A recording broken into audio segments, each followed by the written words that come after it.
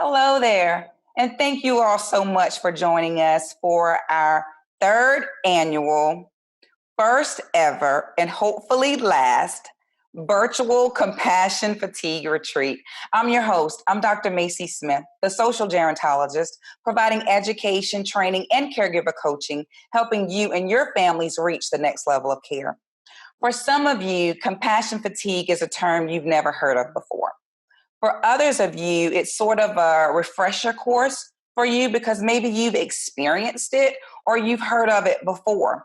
I think the best way to better understand compassion fatigue as a collective is to really break down the terms and understand each term independently. Compassion, that's when you show genuine concern for other people's misfortunes and their challenges. Fatigue, tiredness, extreme tiredness, physical and also emotional, mental included. So basically, when you put the two terms together, you are tired of caring about other people. For those of you who are experiencing that, there's nothing wrong with you being tired of caring about other people. You're not a mean person. You're not an evil person. You're just a tired person. Compassion fatigue is really a thing, and we're going to dissect that today. We're going to give you some of the strategies to address those emotions. You want to care, but you can't. You want to show concern, but you can't. You want to show and sow hopefulness, and you want to be helpful, but you simply can't. You want to feel that there is good in other people, but you just cannot do it.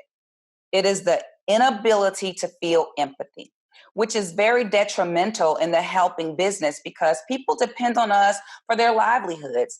People depend on us for their health and safety. And so if we get to the point where we just don't want to care about their well-being, it could be very detrimental, and it could cause some major implications for both the helping profession and the helping professional, and also the clients and our consumer population. The signs and symptoms of compassion fatigue are usually exhibited through emotions and behaviors, what I like to call chronic caring or chronic caregiving. Some of these emotions can prove to be deadly, such as grief. Some people don't know how to grieve. Some people don't know when to grieve. They don't know whether to grieve before, during, or after. It could bring about emotions of anger, frustration, resentment, denial, and guilt. Those emotions can really, really eat you up inside, and it could absolutely stop you in your tracks. You won't have the ability to make good decisions. You'll start making rash decisions that are going to have major implications. It's also going to affect who you allow in your life to occupy space. It's going to affect what we put in our bodies. It's going to affect how we manage our own medical care and how we manage the day-to-day lives of those who we love. We have to learn how to ensure that in our day-to-day routine, whether it's professional or personal, that we're putting ourselves as number one.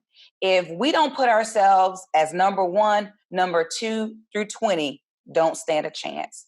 So you have to learn strategies to self-care. But we're not going to leave you out here by yourself to do it. I'm not going to tell you what you're doing wrong and how you're doing it wrong. I'm here to give you insight on some of the signs and symptoms that lead to compassion fatigue, so that way you can put your emotions in check before it's too late. A lot of times we bottle up all our emotions and we don't want to show our vulnerability because so many people look to us for strength. But we have to have a safe, effective way to express our feelings. You know, it's almost like a Coca-Cola bottle or a Pepsi bottle that you shake up with the top on. You know what's going to happen when you take the top off. You know, that reminds me of my mom. I'm from the country. I'm from North and Norway, South Carolina. And so she loved Pepsi Cola. And she would have her Pepsi Cola from the gas station or from the corner store. And then she would have a pack of peanuts. Y'all know where I'm going. You got your Pepsi and you got your peanuts. She would dump those peanuts in her Pepsi Cola, kind of shake it up a little bit. And I always watch her because I'm like, if she takes that top off, it's going to explode. But she would take that top off carefully because she knew, that it was going to explode if she just popped that top off. And so that's what happens when we bottle up our emotions and don't express ourselves in a safe manner, and we start blaming other people for the things that we're going through, it's not going to bode well for the professional or the clients who we support. And so we have a great lineup of speakers. Our speaker panel are experts in the field. They're going to teach us how to manage grief. They're going to teach us how to manage our physical health and our medical care. They're going to teach us how to balance our nutrition, what we're putting in our body that's really adding to the stress, adding to our sluggishness, adding to our ability or our inability to make good decisions. So it's going to affect what we eat affects us cognitively. So we're going to learn about that today as well. Oh, and our keynote speaker, Nikita B, is a comedian. She is going to teach us how to find humor throughout our healing. And for those of you who know me, you know that I love music. I always infuse music therapy in anything that I do. So today we have a saxophonist that's going to be, I don't know, music to our ears. You definitely don't want to miss that. And we're going to have him come up around midday or so, in about an hour, hour and a half or so, to give us just some nice, smooth music. And I think he's gonna get us up on our feet too. So if you are on Facebook or if you're on YouTube watching and participating in the conference, I want you to type in where you are watching from. Where are you joining us from? If you're in South Carolina, give us the city or the town. If you're out of the state of South Carolina, we want the city and we want the state that you're joining us from. I'm also going to drop my email down, or you can inbox me. If you're hosting a watch party of this conference, I want to see pictures. I want to share it with everyone, because we don't need to get all these nuggets and keep it to ourselves. We want to share other people. So if you are hosting a watch party, I want you to take pictures. I want you to inbox me, or I want you to email me the pictures, because I want to know what type of impact we are having on the greater community. Because as you have heard throughout these last few months, we are all in this together. This conference is actually coming at a great time, especially a pivotal time, especially in my lifetime. The effects of the pandemic, dealing with social and racial tension. We need this. We are dealing with a lot emotionally. We are dealing with a lot physically, and we need an outlet. So I'm praying and hoping that the information that we're sharing with you all today will have a positive impact in your professional life and also in your personal life. But, certainly we could not pull off this virtual conference without some wonderful sponsors. I got to give a special thank you to our presenting premier sponsor, Absolute Total Care. Absolute Total Care has been an amazing partner for us since we started doing the Compassion Fatigue Retreat. Absolute Total Care is very familiar to many of you as they provide support services across the country. You can rely on Absolute Total Care to be more than just a health insurance plan. They are our healthcare partner. They truly are. Absolute Total Care. One plan, always covered. You will hear from Absolute Total Care later on in our conference so that they can share with you a lot of the great things that they are doing in the community, who they're partnering with, and the support services they provide. So again, thank you, Absolute Total Care, for being our presenting premier sponsor for today. We also have virtual sponsors, as you can see from the display behind me. So I want to introduce you to 13 of our virtual sponsors. We have Wellmore of Lexington, South Carolina, and Wildwood Downs of Columbia, South Carolina. They are premier retirement communities dedicated to helping seniors live longer, healthier, and happier lives. We have All About Seniors magazine. All About Seniors magazine is the #1 resource and referral directory of the Carolinas. They're in South Carolina. They're also in North Carolina. We have First Light Home Care. Basically, simply put, they will care for your loved ones like they're their own. They belong to them. Sweet 65 LLC. Sweet 65 consults with families, agencies, and home builders on developing or renovating spaces to promote aging in place. And we are big proponents of aging in place. So we want to thank Sweet 65 for sponsoring. We also have South Carolina Uplift Community Outreach. So South Carolina Uplift Community Outreach is a nonprofit community development corporation, and they assist people improve their quality of life through safe, secure, and affordable housing and community services. That's South Carolina Uplift Community Outreach. We have Star Capital Incorporated, Goose Creek Manor. Basically, they're open, they're accepting residents, and they want you to come live with them. That's Star Capital Incorporated, Goose Creek Manor. We have professional development and training services, which is definitely necessary if we want our direct support staff to be trained appropriately. Professional Development and Training Services, LLC, develop exceptional caregivers that provide excellent care to our aging beauties. We thank Professional Development and Training Services for their sponsorship today.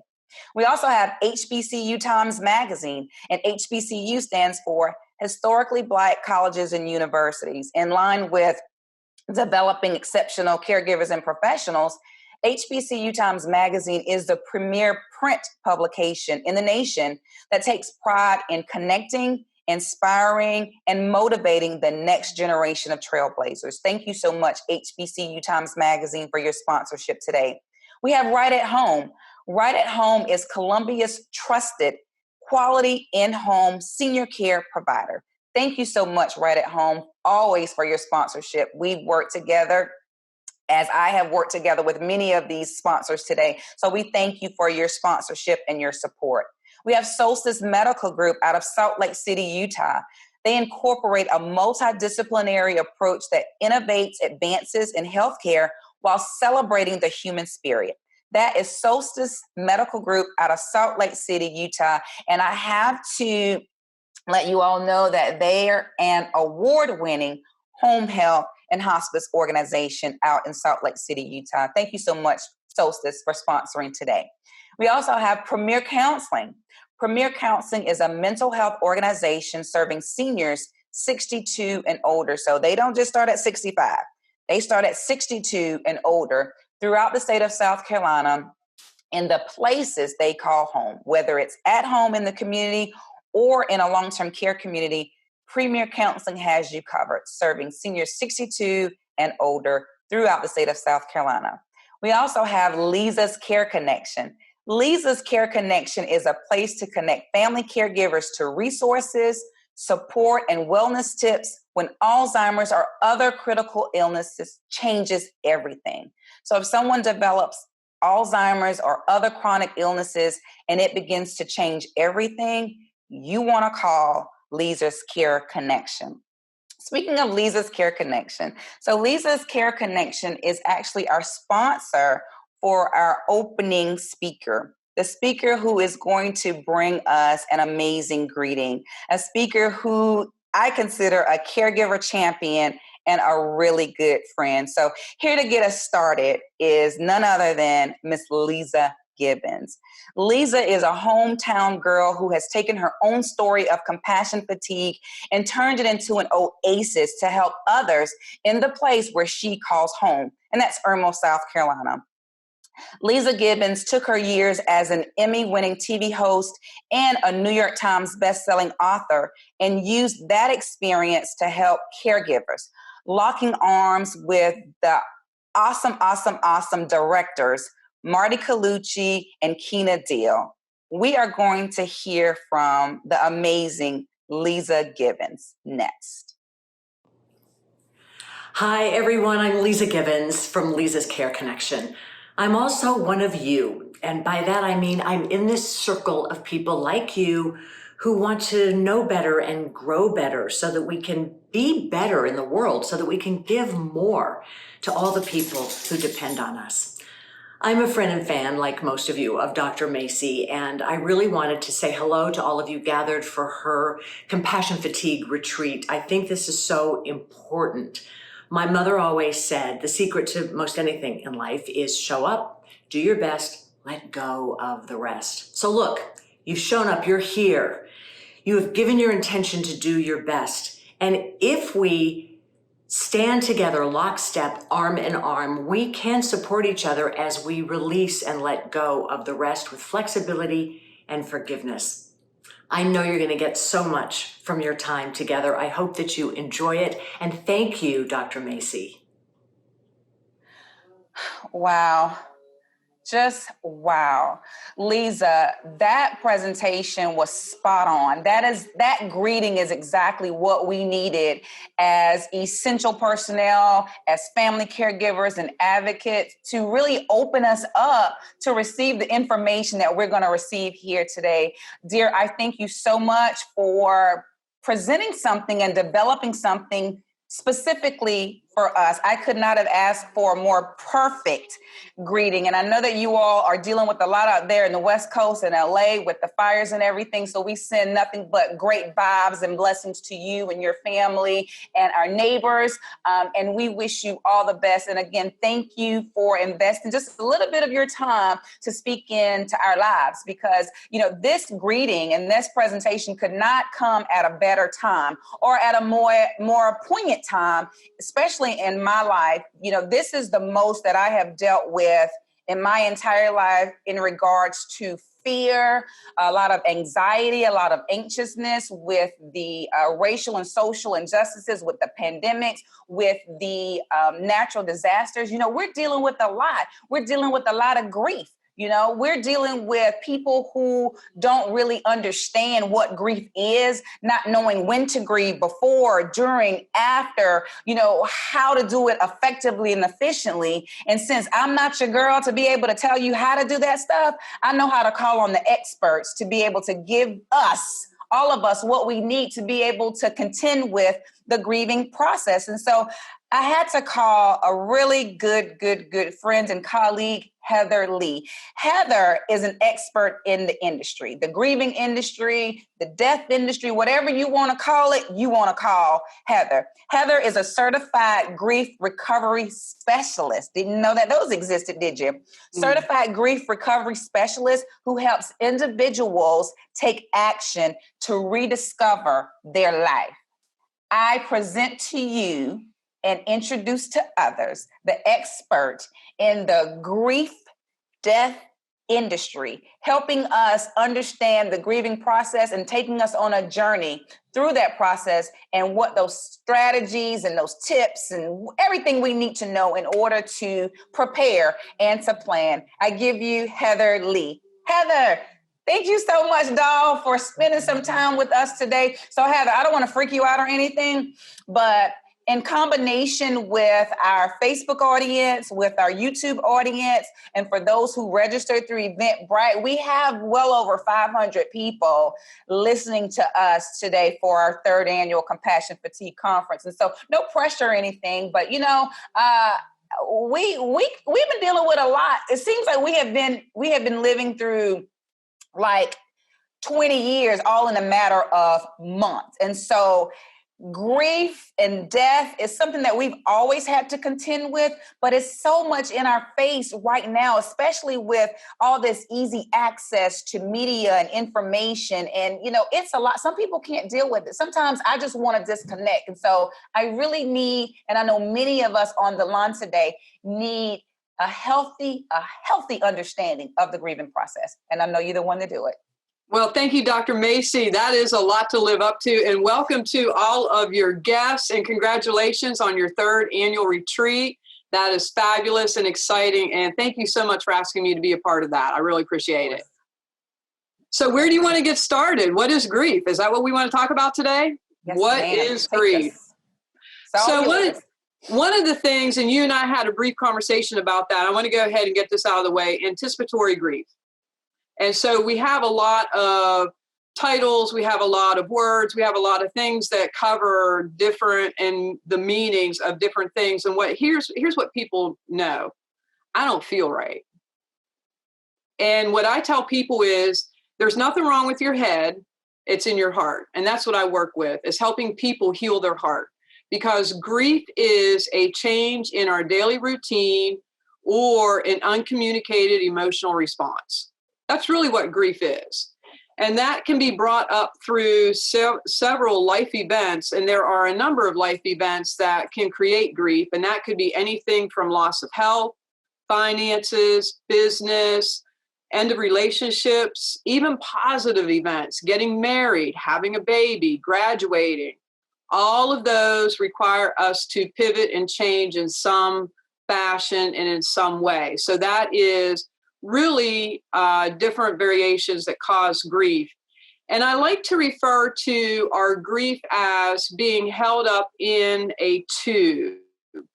You may have some experience from a younger age, and we're not really adequately taught how to handle our grief. So I'll take you through a couple stories. We have a child out on the playground. Something happens, they come in, they talk to the adult, and the adult says, "What's wrong?" And the child tries to explain to them what had happened, and the adult, meaning well, gives them a cookie. So now we have a situation where the cookie has provided some element of relief. We get a little bit of a sugar high. So now they were feeling blue. They get a sugar high. And now after that sugar, it becomes a sugar low. Then they come in and they're like, "Hey, wait a second. My problem wasn't resolved." And we get back to the adult, and the adult says, "Hey, we don't cry over spilt milk." So what ends up happening is we never have fully learned how to develop our emotional responses and the value that we assign to those emotional responses. So if you would, we have this tube. So it could be a pet loss, could be our first relationship issue, parents getting a divorce, moving. Maybe we have a young love, a broke up of a romantic relationship. Maybe there's some element of loss in trust and safety.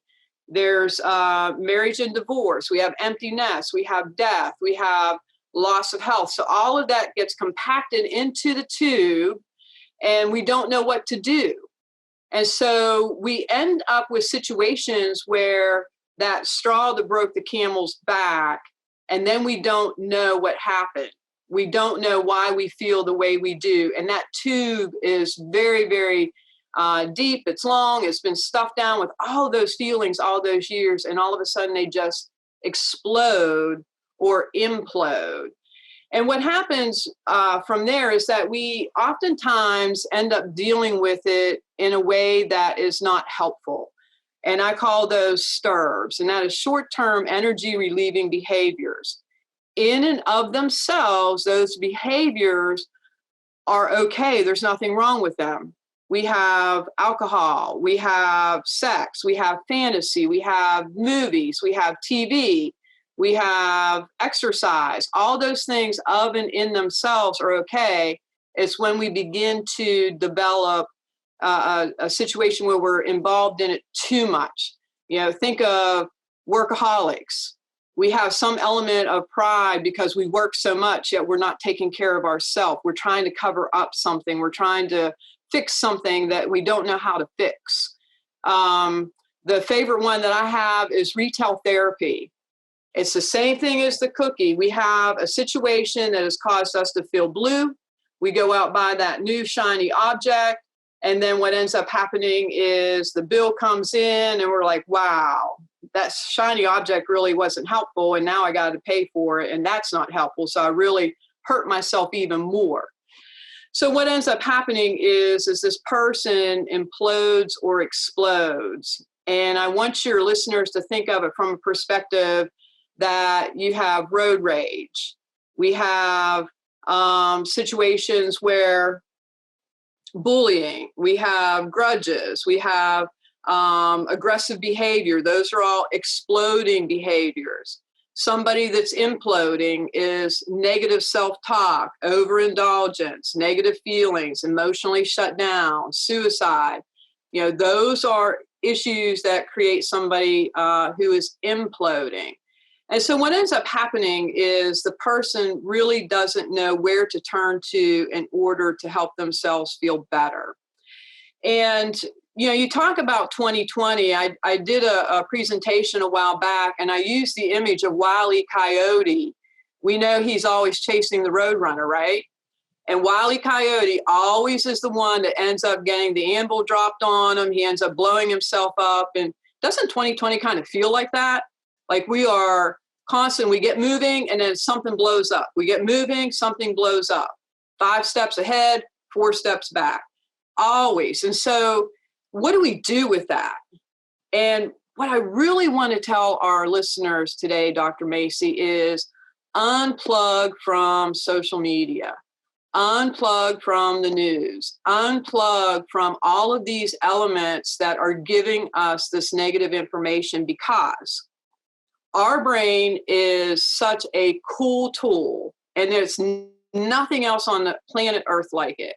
Our brain will store that negative information, and anytime we're feeling ill about ourselves or a situation, guess what happens? All that negative information is plugged in immediately.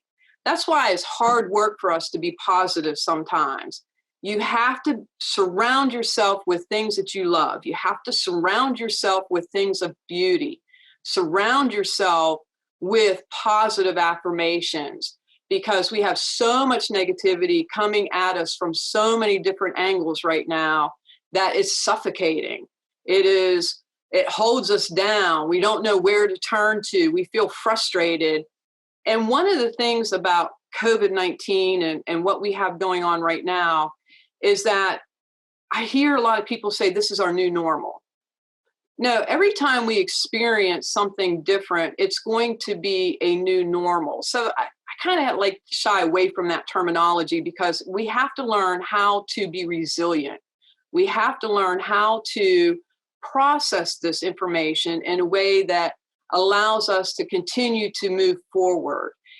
And when I think about 2020 and all this negative information that's coming in, it's no wonder that people are feeling very frustrated, because what I tell them is these problems already existed. All it did is it completely shut down the vices that we've used to deal with our problems. So if somebody already had a rocky relationship with another individual, that relationship, you were able to maneuver through it because you could go out, have a couple drinks, go out to dinner, go out to a movie. You know, there were ways that you were still able to maneuver around that. Well, now all of that's been taken away from us. And we wake up in the morning and we look at ourselves in the mirror going, man, I don't even know who this person is, let alone who's that person that I'm living with? Who are these other little things running around in this house? Is this who we are? It really has created a situation where we have to look at ourselves and figure out, what can I do to improve my situation, my outlook, and how I treat others. And so all of this buttoned up together really can be frustrating for a lot of individuals. So one of the things that I like to help people understand is the verbiage that we use, and especially for our caregivers, people who are handling and managing our caregivers. Oftentimes we try to utilize empty words in order to kind of smooth things over, and oftentimes that is like the wrong thing to do. So one of the things I hear a lot of is give it time. Time heals all wounds. So I have a question for our listeners. How many of you have had a flat tire? I bet we've had a couple people out there who've had a flat tire. And I bet when you had that flat tire, you got out, you stared down that tire and you said, I know you're going to fill up, you're going to fix yourself, and I'm going to get back on the road to my job. I'm going to get back to where I'm supposed to be. It's just a matter of time. If I stare you down long enough, it's going to happen. How many of you have done that and had success with that? I bet that's a zero. What did we have to do? You had to call AAA. You had to call a friend. You got the car jack out. You jacked it up and changed the tire yourself. Whatever it was, it required action. So time does nothing. Please do not tell people that. Time does absolutely nothing. We have to take action. The other thing that I hear a lot is be strong. Be strong for others. If you are the person that's experiencing that grief, why should you be strong for others? It's your grief. It is your situation. If you have to be strong for others, they need to be strong for themselves. You don't need to carry that burden for other people. Let's work on your burden. Let's work on your situation. Don't even think you have to be strong for others. And if there are children involved, what are we showing our children if we walk around and tough it out? What are we showing them? We're showing them how not to grieve. We are giving them a cookie and not solving the problem. Another good one is replacing the loss. And this is popular with pet parents. We have our pet has passed away, and all of a sudden we're back out at another pet store getting another pet, replacing that loss because, you know, we love that other pet so much, we're going to do it again. And we've never had an opportunity to work through and process that relationship we had with that pet. So we're not out there replacing a loss. And I kind of see this a little bit in when a husband loses a wife. Men like to be married. They like to have another partner. And so I have seen time and time again that after the loss of a spouse, men are typically the ones who are going to be out there looking to hurry up and get married again. And so I really caution individuals to make sure they take that time and not make any major decisions in a relationship or the change of a relationship, even if you're dating. That's one of the things that I hear too for individuals who are going through divorce or who have lost the love of their life through a relationship change. You'll have a well-meaning friend or family member say, there's more fish in the sea for you. Well, how does that make you feel? You like the fish that you had, and I don't want to change. I want that relationship. Unfortunately, it didn't work out. So don't say things like, hey, there's more fish out in the sea. We don't want to replace that loss. We don't want to get into a situation where we are trying to hurry up and move on to the next thing, because all that does is it's going to be a quick fix. And then we realize it's not what we were looking for at all. The other one is don't feel bad. Why not? It was a loss, right? It's okay to feel sad. It's okay to cry. It is okay to be angry. It is okay to have these emotions and identify those. And then the other one is keep busy. Keeping busy does the exact same thing as just give it time. Just giving it time and keeping busy do nothing. You have to take action in order to heal your heart. So one of the favorites, there are 141 comments that are typically heard by the griever in a 72-hour time frame from either, let's use a death, that they're going to hear 141 comments. Out of 141 comments, I want our listeners to think about this for a second. How many do you think were helpful out of those comments? So some of those comments were the ones that I just said: time heals all wounds, be strong, don't feel bad, keep busy, just run out, get yourself another dog, run out, get yourself another mate, whatever that may be. Out of those 141 comments, only 19 are really the most helpful. And that is what really bothers me the most. And the number one comment I hear is, I know how you feel. I want our listeners to please take that out of their vocabulary. And I have some other words too that we're going to take out of our vocabulary. Never tell somebody that you know how they feel, because that relationship was so incredibly unique to that one individual. There will never be another one like it. We are all unique individuals. So I share this story. I was doing a training and had talked about, please don't share or say that you know how I feel, because I used the grandmother story. And she had said, well, I know how you feel because I lost my grandma too. And I said, oh, great, good. Tell me about your grandma. She was loving, she was funny, she was caring, always hugging. She was a great cook. We did a lot of things together. And she was just the most wonderful person on the face of the earth. I said, that's good. I said, she sounds like she was a wonderful person. You were blessed to have her in your life. There's nothing wrong with that. But let me tell you about my battle axe grandmother.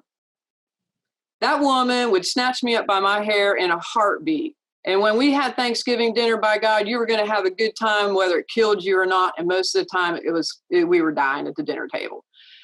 It was just always constantly struggling with this woman. And I think the young lady that I had was talking to with this, she was really distraught because she was like, I can't believe you would say that about your grandmother. And I said, because my grandmother wasn't like yours. So no, you don't know how I feel. That when we had her burial, we were like, whew, that one's over with. Thank goodness. There are people that feel like that, and that's okay. Now, I did let her off the hook and said, my grandmother was a very beautiful person. She'd roll in her grave knowing I share that story in that manner. The point is, each relationship is specific to those individuals and unique in their own way. You can never know how somebody feels, so please don't say that. The other one is at least. When we tell somebody, at least you can have more children, at least they're in a better place, at least fill in the blank. What we are doing is we are literally diminishing the power and that relationship that the individual had with them. And so I encourage our listeners to really listen how they speak to their people they're caring for, the people in their workplace, their friends, their family, and take at least out of the vocabulary. But is another one. How many of you have been on the butt end of a conversation? The person comes in with this positive statement, positive affirmation, and then you hear it, it's coming, but fill in the blank. I challenge our listeners to change the word but to and. And that does two things. When we say and instead of but, it forces us to make two positive statements. It really forces the speaker to think differently. And it also is supporting to the listener that they are being cared for, that we cared enough to be positive and support them in a loving manner instead of just throwing them under the bus with a but. I told you about I know how you feel. This is another one, and this one might ruffle some feathers with our listeners, Dr. Macie. And this one is, God will not give you more than you can handle. I can't tell you how many times I've heard this. God is so much bigger, or whomever you subscribe to in your faith, that is so much bigger than any of us at all. And we can be angry with him. He is okay with that. We can be frustrated. We can be irritated with our church. It is okay. We are not to question that person's faith journey. That is their journey, not ours. And they will get back into their faith when it's time for them to do that. What they don't want to hear is, God was looking out for them, because in their mind, if God was looking out for them, they would not have taken that person away from them. He would not have allowed that situation to occur. And the reality is, when it comes to that, it is our responsibility to move through that and lean into our faith how we see fit for ourselves. So please don't tell somebody that God had a plan, that God did this, that, or the other thing, because really, do you know that? Did you have that direct communication with them? Because that is not what that person who is grieving is going to be believing at that moment. So some of the things that we talk about in building resiliency, and what can we do to be grief healers, what I like to call them, heart healers. How do we process our grief? What does that look like? And I want to talk about the process first, and I'll go into the resiliency. We, from a very young age with the cookie, have not been taught how to handle grief and understand what grief is. So if I said to you, hey, let's all get together, I want to repaint this room, I bring a chainsaw, a hammer, and a screwdriver. How long is it going to take for us to paint that room? Forever, right? I mean, that's like tools to tear down the room. We show up to handle our grief with all the wrong tools. We don't know how to process it and what it looks like. So instead, when I work with people, I give them the right tools so that they can look at it objectively, that they can see what their part in that was, how they can process the information. So that's where the resiliency comes in. So saying that you're strong or tough it out, that is not dealing with it. That's putting a Band-Aid on it. That's allowing gangrene to set in and just fester. And there's no such thing as perfection. It doesn't exist. And everyone has challenges. And so who are we to question what somebody else is going through or the challenge that they may be faced with? We don't know what all that entails. It takes me weeks to get through to a person sometimes because we have to unravel that hairball. And you know, a hairball, you pull that wrong thing, it just tightens up even worse. I help them massage it apart, and we pull and tug on those right areas so that we can loosen it up and see the situation for what it is. And then I want to tell our listeners that give yourself permission. Give yourself permission to check out of the situation. Give yourself permission to cry. Give yourself permission to be frustrated. Don't sit there and tell yourself you shouldn't be doing this. This is your body reacting. It is natural. It is normal. We are human. Give yourself permission to feel. Because when we shut down what we assume are negative feelings, that also is shortchanging the joy that we get to experience in our life. And so we need to be able to feel all of those range of emotions, identify them, and call them for what they are.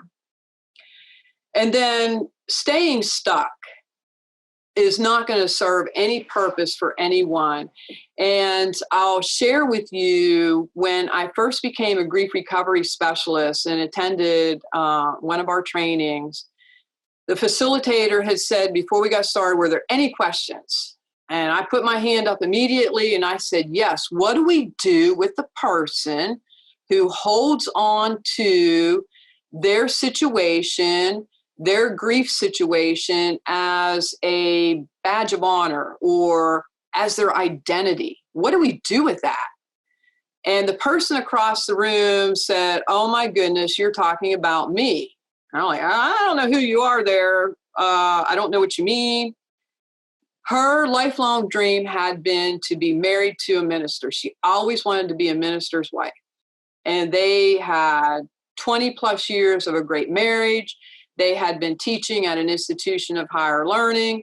And then all of a sudden, one day, her minister husband comes home in a new red Corvette with a nice little new blonde on the side and said that I'm done. I want a divorce. She was devastated, rightfully so.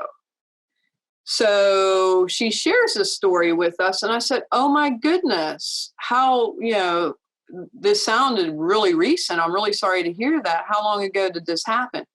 20 years ago. I said, whoa, wait a minute. So you have been claiming your identity as you are the ex-wife of a minister. Yeah. And I said, okay, you've lost 20 years of living in that whole process, clinging onto this particular situation. How much living have you given up? And so I challenge our listeners to think about their situation. Are you clinging on to something, expecting it to be different and losing your own life in the process? And then the big one right now is talk to yourself as though you are speaking to others, and not from behind a screen, not from your cell phone, not from the cloak of darkness in our own room on the computer or something like that. Talk to yourself like you care, that you love yourself, that you honor yourself. And I hope that most of our listeners are doing that when they converse with other individuals. We truly do care. I believe that the human race innately is good. And so let's behave in those manners that when we speak to ourselves, be kind, be gentle, be loving. Look at yourself in the mirror in the morning and go, good morning. I'm glad to see you. You showed up. We're going to kick it today. Let's have a great day. I love you. You are awesome. Because sometimes we have to be our own cheerleader. No one else is assigned to make us happy. No one else is assigned to give us that energy. That is on us. And if you keep the negative information out and support yourself with those positive affirmations, positive music, positive outdoor environments, it's going to be easier to see yourself in that light and love you for the great person that you are. And then, as always, practice gratitude, focus on the positive. Give yourself a thumbs up for when you are able to see all of the good things that day instead of the negative and what that looks like in your life, because focusing on the negative is not going to change anything. And when we look at people who are in deep grief, I see them in like this deep pit or a deep well, and it's dark, it's dank, it's damp, it's heavy, it's just suffocating. They can't see the daylight, and sometimes the walls just close in tight on them, and they're just suffocating through the whole day. And other days it's a little bit expansive. They can breathe, they can see a little bit of light. And that's what I like to do, is give them that light, that hope to hold on to, and through the work that they will be able to come out on the other side of that, a full, live, energetic individual that says, I got this, I can handle it, I get it now. I got the tools to put everything into perspective. So for our listeners, Dr. Macie, what I want to encourage them to do are a couple of things. If you are experiencing grief, if you are depressed, if you feel down, if you feel blue, you just know you don't feel right. You don't know what to call it. You just don't feel right. There are some things that you can do on your own to help you get clarity. And so for those of you who like to journal, whether it's in a book, I'm a 3x5 kind of card person. I'm not a journaler. I'll make my bullet point notes on a 3x5 card. So whatever works for you, get your paper and pen out. Let's write a couple things down for you to take away today for this. Number one, and I prefer to do this before I go to bed. Number one, write 5 things down that currently frighten you. What are those 5 things that happened that day that currently frighten you? Write down 3 areas that you want to be stronger in. And it doesn't have to be, a 500-word essay. You can just, bullet points, a couple sentences. Write down 5 reasons why you have faith in yourself. And here's the hard one. 10 things that you are grateful for that day. 10 things you are grateful for. Because what's going to happen is, as you write the 5 reasons down that you have faith in yourself, and when you write the 10 things down that you are grateful for, those fears that you started out with will diminish. The areas that you want to be stronger in will reveal themselves, and you will see that. You will be able to gain some clarity with that. The other thing that I like to encourage a lot of my clients to do are make sure your evening routine and your morning routine are pretty solid. Those are 2 of the things that we have the capacity to really make some small changes that have bigger impact on our daily structure. So at the evening, what we do know is that when we go to bed, our brain is working away on these different problems that we've had, which is why you're writing down those 10 things you're grateful for and those 5 things of where you want to be stronger in. When we get to that point, we want our brain to work on those elements of negativity and find solutions and answers for us. So let's feed that. Let's give the brain what it needs so when it's resting at night and working things out, that we have clarity when we wake up. So my evening typically begins 2 or 3 hours before I go to bed. And that is, preparing my meals for the next day, packing up my little bag so I go out the door, getting the kids ready, taking care of the dog and the cat, making sure that all of that is a little bit easier to handle. And it doesn't take a whole lot of time to do that. I like to take a walk and then definitely eliminate screen time, not just TV time, screen time. That includes our little, side pocket computer that we carry around with us, the phone, our iPads, our computer, the TV. Eliminate that about 2 hours, definitely an hour before you go to bed.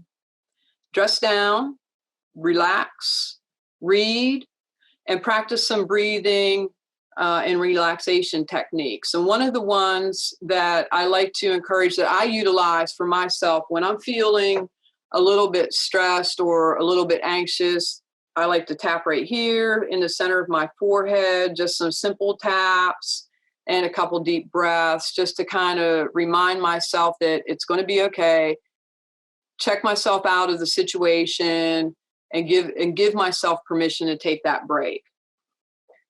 And then the other thing, and I like this has nothing to do with bedtime routine. If you are in a stressful situation in a meeting, if you take and you rub the area between that soft fleshy area between your thumb and your forefinger, and you can do that without anybody seeing you. You can massage that area, and it has a tendency to calm you down a little bit, help you feel a little bit better. You can do that during a meeting. You can do it while you're watching TV, anything like that. If you're feeling a little stressful, just kind of rub that area. So those are some techniques that I like to share with individuals about their evening routine to kind of help them out. And if you're caring for somebody, that's really going to be important to have yourself a little more organized in ways that keep things simple. And I know with my grandfather, he had a favorite shirt, and it seemed like we were constantly washing it, and it was just a struggle. Hey, Dad, wear this other shirt. So we ended up buying like 8 of the same shirts. He didn't know the difference, and it made our life a lot easier. So think about simple ways to alter your schedule, alter your setup time so that you can have things that are easy for you to utilize and have access to. And then the other thing is going back to, if you have or if you are struggling for or through grief, on how you can actually help yourself. And you've got to take action. Don't sit there and talk down to yourself saying that you'll never get out of it. Reach out to somebody. Your friends and your family are going to tell you what they think you want to hear. Find a professional that can really help you and get you through that process. And so those are some elements that I like to share for us in self-healing. Now, how do we help others and their journey of healing? I talked to you about what language not to use. So what do we do? The first thing I like to tell people is show up. Show up, hold their hand. You don't have to say anything. All you have to do is just be present. And I like to say that God gave us 2 ears and 1 mouth. So what does that mean? Listen more, talk less. That gives your client, your patient, your family member, the person you're caring for, an opportunity to express themselves. No judgment. Don't come back and say, hey, well, you shouldn't feel like that, or hey, how about this? Just let them talk, because oftentimes when they talk out loud, it solves their own problems. Don't ever compare situations. Remember the grandma story. Compare leads to despair.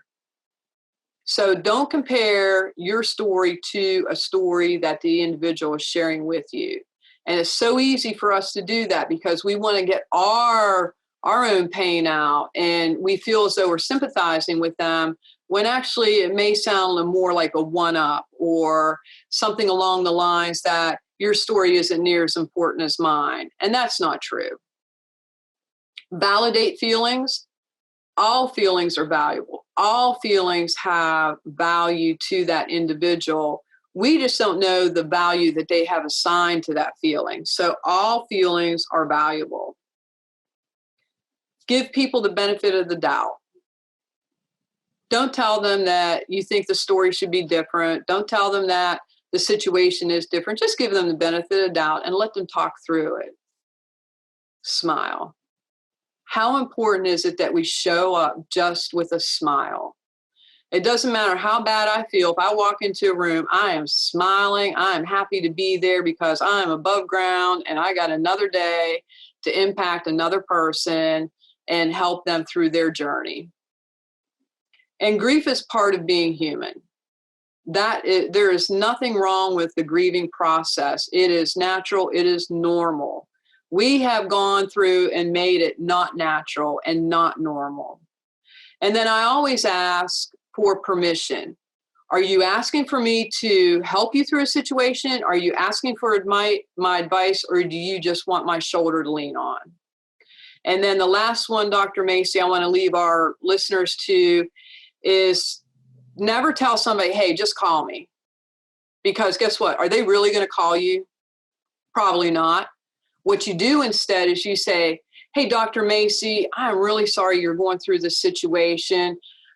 Can I take your daughter to school? I'm going to be over at such and such. Can I pick you up a pizza, or can I walk the dog for you? Those are the three things that I can do for you. And would you find that to be helpful? Just give me a call. I'll take care of that for you. And when they call, show up and do that. So Dr. Macie, in a short, I think that covers a wide gamut of, So what great, Heather. Heather, you hit it. What is it? You hit the nail on the head. You know, I'm country to the core, honey. You know, I come up with those colloquialisms in a minute. I love even it. if I jack them up, right? Right. Love it. Love it. You hit the nail on the head so many times. I'm going to tell you what was very profound for me, and I'm looking forward to reading the comments. If you guys have any comments out there, drop them in the comment section on Facebook, in the comment section on YouTube. Heather is going to be participating in the thread. I am as well. So absolutely send your comments, your questions. Heather, I want you to tell people how to get in contact with you before I give you, my regurgitation of what you said. Awesome. Okay. Everyone, you can look me up online, healingwithheather.com.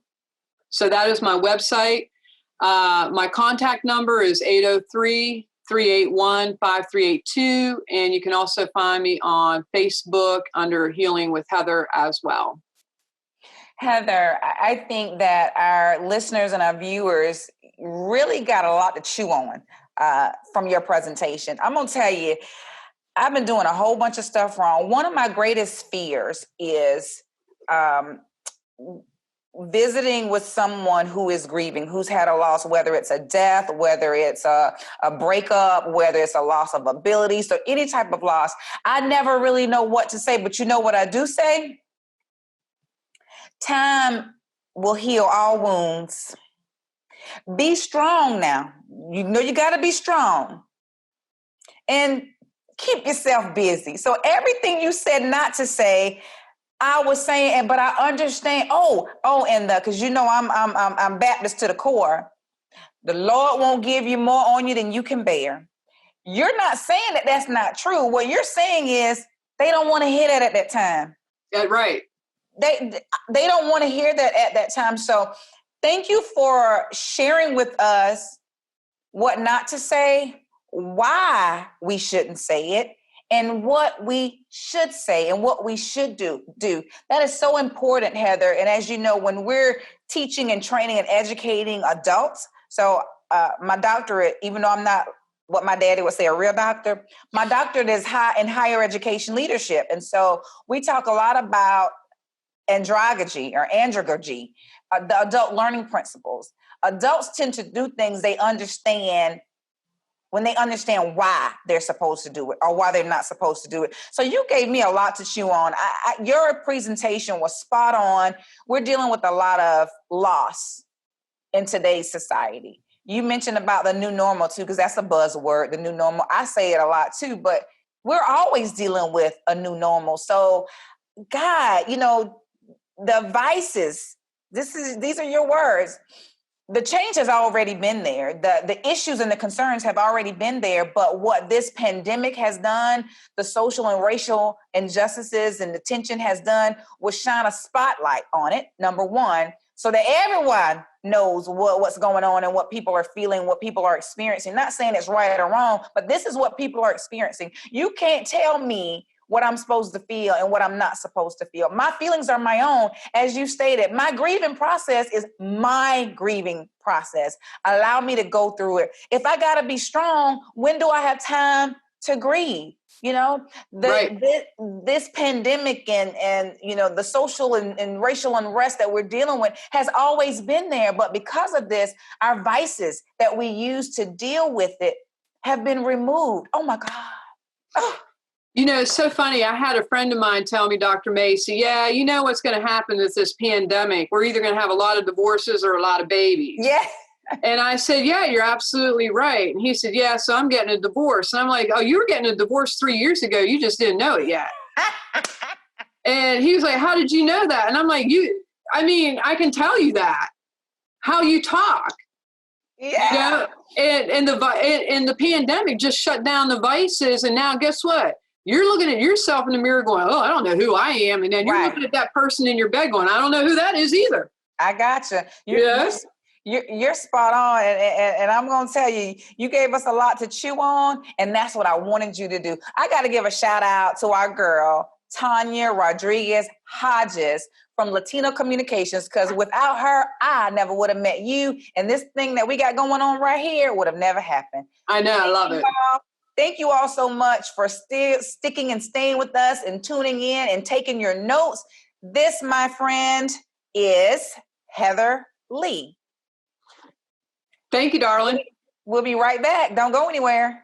Thanks again, Heather, for such a educational journey on the grieving process. And so you gave us a lot to think about there too. And even more so, you allowed me to reach out to one of my very good friends, Macie Hassan, to talk about and just to kind of pick her brain about resources as it relates to families going through various cycles of the grieving process, as it relates to palliative care and hospice care, because that's often confusing for families and also for professionals who don't work in that area. And who better to call than Macie Hassan, who is the guru, by the way, of palliative care and hospice care. So let me tell you a little bit about my girl Macie. She has worked professionally as an RN since 1981. Go girl. In various roles: oncology nurse, hospice nurse, clinical manager, home health, and hospice administrator. And she's also a nurse consultant. She currently serves as the president and CEO for the Carolinas Center for Hospice and End-of-Life Care. And Macie said, I believe y'all are in South Carolina and also North Carolina, right? That's right. You got you a big old job. So you're going to break this thing down to us in terms of hospice care and palliative care, because what you and I both know, and many of the viewers out there know, is that, when you're going through the grieving process, whether it's an actual death or an impending death, sometimes you don't really know where to go. You don't really want to bring in hospice, quote unquote hospice. And I put quotes because that means the person is going to die like within the next couple of hours if hospice comes in. And so they really don't understand. What I know about having tangible resources is that it does lend itself to reducing a lot of the stressors, a lot of the fatigue, and a lot of the compassion fatigue. So tell us a little bit more about compassion fatigue as it relates to palliative care and hospice care, and really, really taking advantage of those resources and services. So thank you, Macie, for that amazing introduction. And thank you for the opportunity to share with those who are attending this wonderful conference. We certainly need to be working with individuals from across the way, and those that are absolutely engaged in doing a lot of work in terms of caring for others. Now, Macie said to you that I'm a guru, and I will say that I've been in the nursing profession for 39 years. And not only am I a nurse, but I'm a wife and a mother and a minister, as well as running the Carolina Center for Hospice and End-of-Life Care. So pretty busy. But when Macie called on me, there was no way that I was going to tell her no. And this is one of my passions. So I'm happy to be with you this afternoon. Before we begin to talk about hospice and palliative care, I thought I would begin with what we need to do about having advanced care planning conversations. Right now, as you guys know, we're in the midst of this unprecedented COVID-19 pandemic, and there have been hundreds of thousands of people across our nation who have died because of this illness. And in South Carolina alone, I looked at some statistics a couple of days ago. We have had more than 138,000 confirmed cases, as well as more than 3,000 confirmed deaths, and an additional 177 probable deaths that are attributed to COVID-19. And the reason I bring this up is that, and especially in African-American communities, we have been adversely affected by COVID because of our history of having a lot of chronic illnesses, things that predispose us to be very vulnerable to COVID-19. And so as I began to think about our time together this afternoon, I thought I would take a moment to really talk about the need that we have, because we have so many people living with serious illness and chronic illnesses, that we need to take the time to really talk about advanced care planning. Now, what are advanced care planning conversations, or what I like to do the shortcut, and I will say ACP. These are really conversations that people in our community, patients, caregivers, families, begin to have conversations about what their future healthcare choices might be if they could no longer direct their care. So before you even get to thinking about, do I need palliative care? Before you begin to thinking about, oh, my loved one has a life-threatening illness, we need to begin sooner thinking about, if I could no longer direct my care, who would be the person who would speak for me?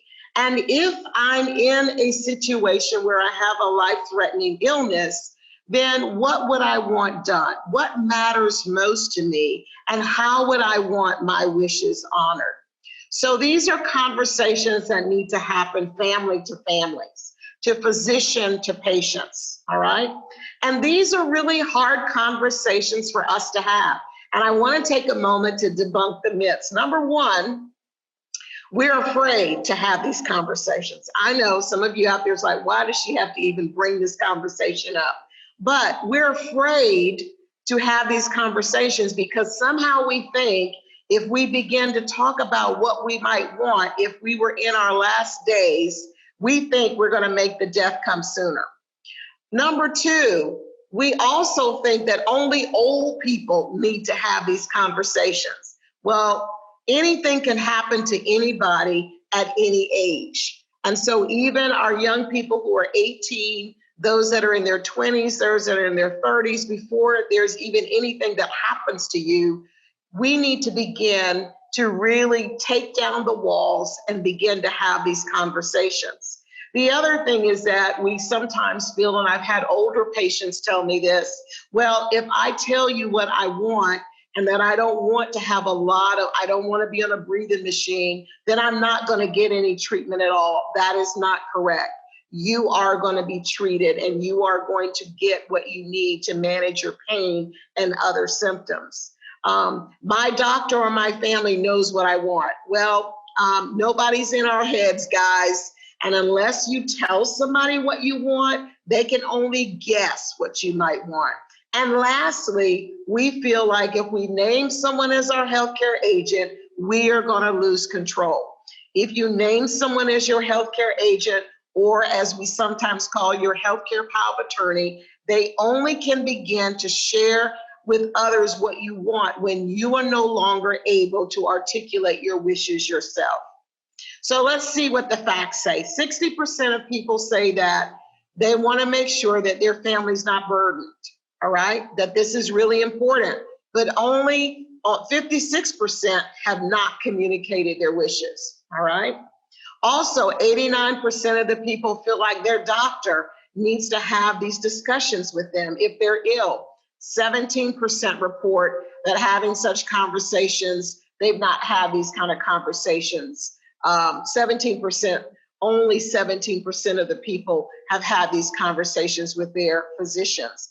And although these are back to about 4 to 5 years ago, the statistics have not changed that much. 75% of people prefer to die in their home. So they're saying, you know, I don't want to be in the hospital. I don't want to be in the nursing home. But only 37% of the people die in the location of their choice. 82% of people say it's important to put their wishes in writing, but only 23% have done so. So why aren't we having these conversations, guys? Here's a few reasons why. I've already told you that we're afraid. The Bible says, and I have to put in my scripture because I told you that I'm an elder in my church, that my people are destroyed for a lack of knowledge. And so this is an area where we need to have more knowledge. We need to be talking about what our goals are, what we desire. The lack of experience in doing this. I'm a person whose mother died when I was 29 years old.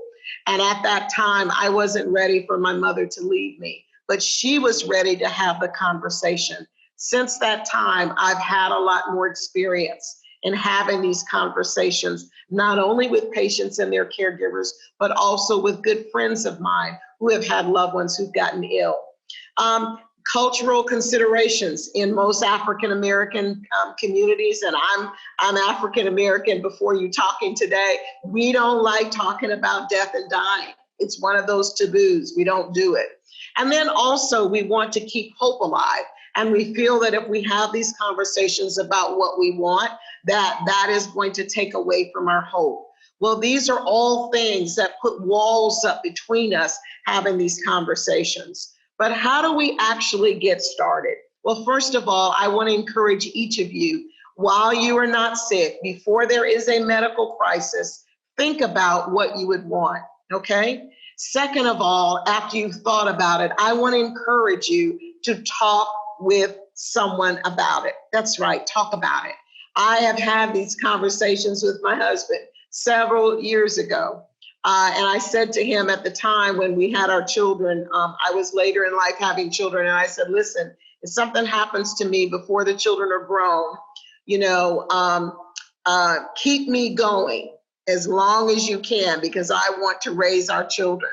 And that was about probably 15, 20 years ago.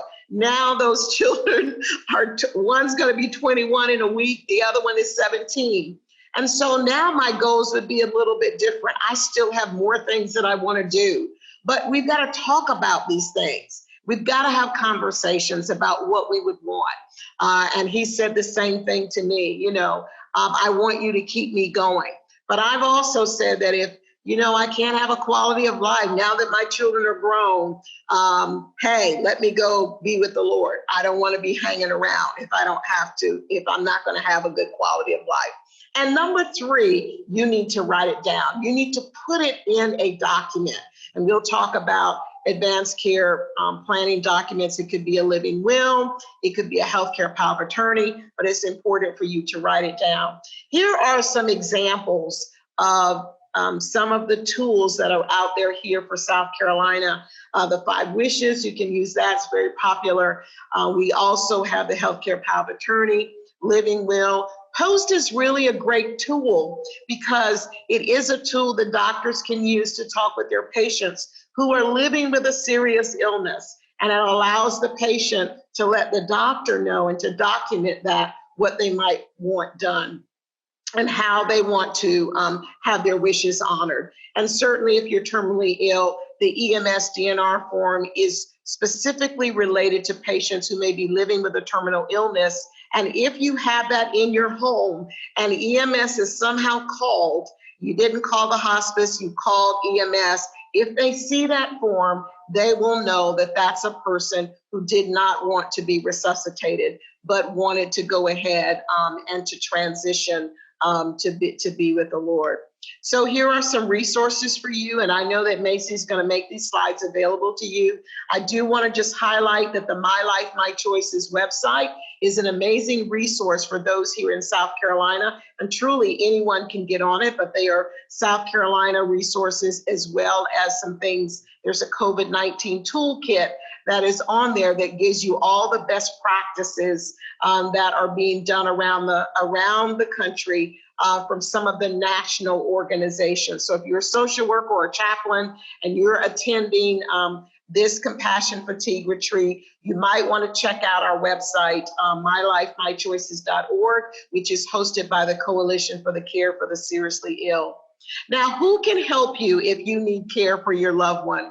Well, number one, there's several options if you are caring for someone who is seriously ill. And I use the term seriously ill because there's the continuum of care that we provide to patients and families in the middle of a medical crisis, all right? You can have an acute exacerbation of an illness and have to go to the emergency room.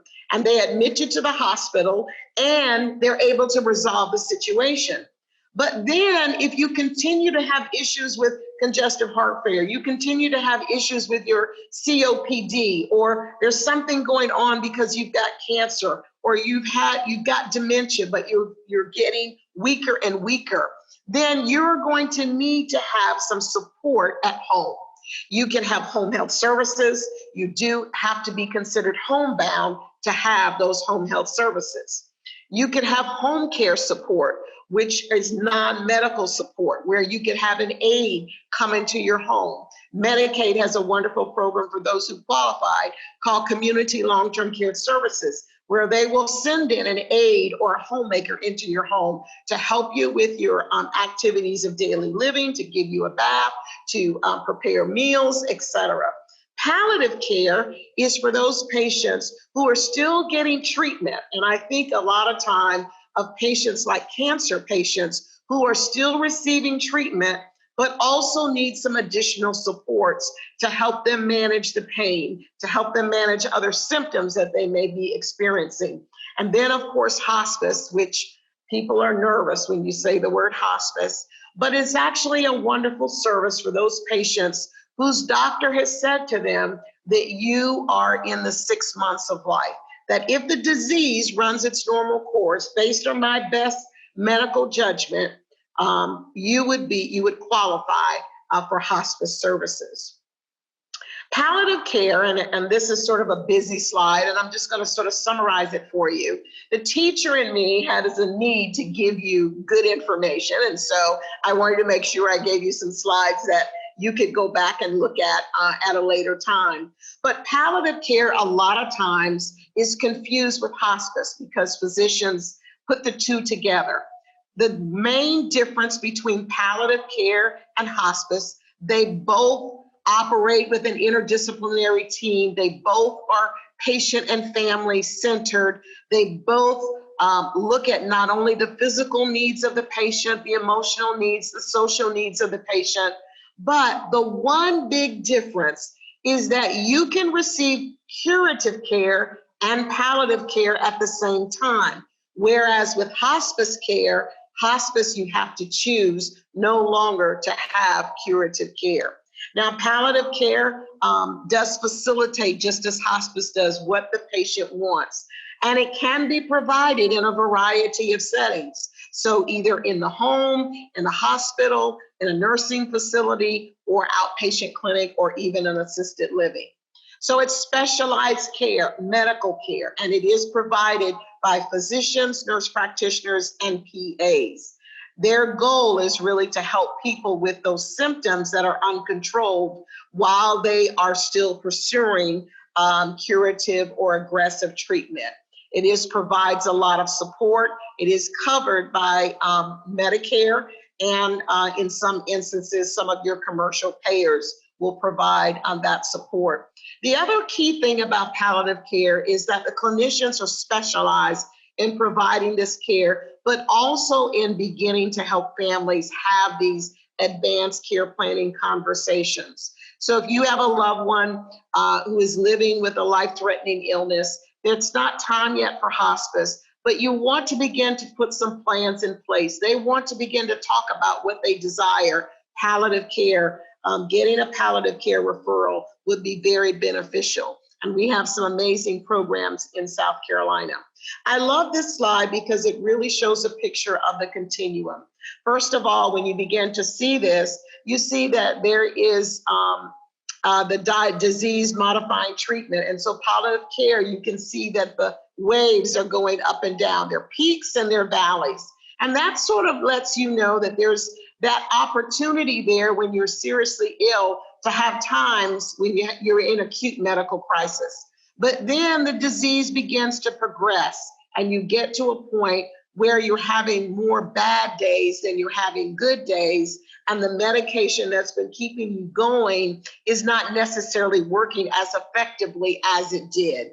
And at that point, then the physician then has to answer this question: would I be surprised if this person would die within 6 to 12 months? And if the doctor answers that question, no, I would not be surprised, then that's probably a patient that needs to go to hospice. And then once a person goes on hospice, if they die or when they die, sometimes patients get better because they're getting all this wonderful care in their home.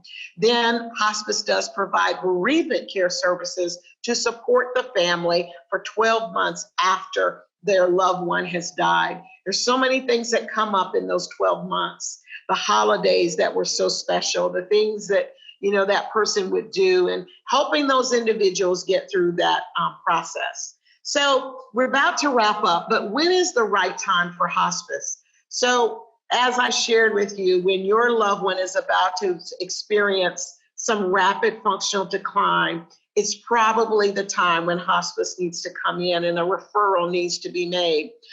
Increased weight loss. They cannot perform their ADLs without having major assistance, such as dressing and eating and toileting and walking. Frequent emergency room visits or hospital visits because of exacerbation and incontinence. So here's the criteria for hospice. Your attending physician and the hospice physician must certify that the patient has a prognosis of 6 months or less if the disease runs its usual course, and that's the Medicare definition for hospice. The hospice family or the hospice patient must be at the point where they're willing to agree to palliative care, but not curative treatment. And so they understand that the goal is to really manage their pain and that the disease is not going to be cured if they are on hospice. Now, do we have a crystal ball that says when someone's going to die? Absolutely not. But physicians who have cared for patients with particular illnesses, they have a sense about where the person might be in their disease process. And then the attending physician would work with the hospice team to provide that care. Now, hospice services can be delivered in the home. They can be delivered in a freestanding inpatient hospice facility, and sometimes patients will go into the hospice house. They can be provided in nursing homes and also assisted living facilities. These are the services that are provided in hospice. Physician services with the medical director, nursing care, certified nursing assistants, social work to help with those community resources and linking you to the resources that would be beneficial to you, the chaplain who provides spiritual counseling, and I have that twice on my slide.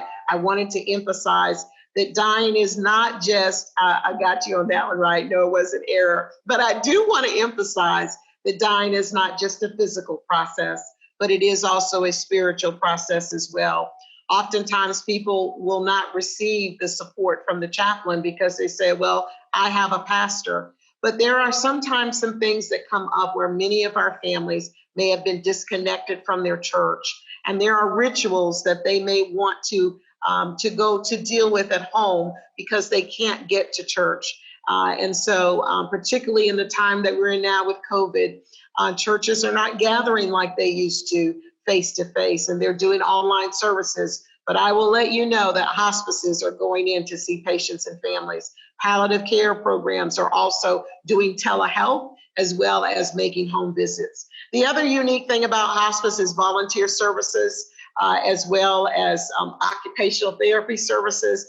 And as I shared with you before, bereavement care. Your medications are covered all by Medicare, the medical equipment, all the medical supplies that are needed, that you would need at home to provide that care. And so financially, it provides a great relief to families. But let me tell you, having the team come in to support you and help you care for your loved one, it's intermittent services. They're not there in your home 24 hours a day, but they are available to you 24 hours a day. And the team comes in throughout the week to provide that care. It's a customized plan of care based on what you decide you might need and what your family needs as well.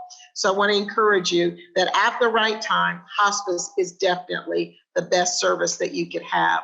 So as I wrap up this afternoon, that was really quick and I didn't go into a deep dive of a lot of the details, but to give you enough to know, number one, help is available. All right. You don't have to wait for your doctor to make the referral.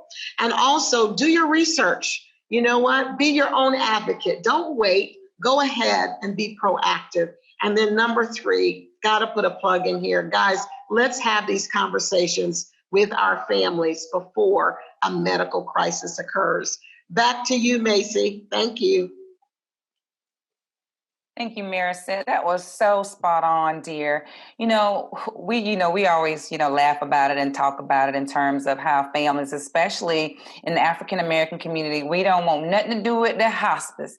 They don't want nothing to do with it because they don't understand it. I know you was going to pull the pastor out today. I just knew it. We love it. And you have a way of saying, number one, it's okay to talk about death. Not only is it okay to talk about death, you need to talk about death and what happens afterwards, right? So, you make it okay. You give people the information that they can digest and also tangible resources.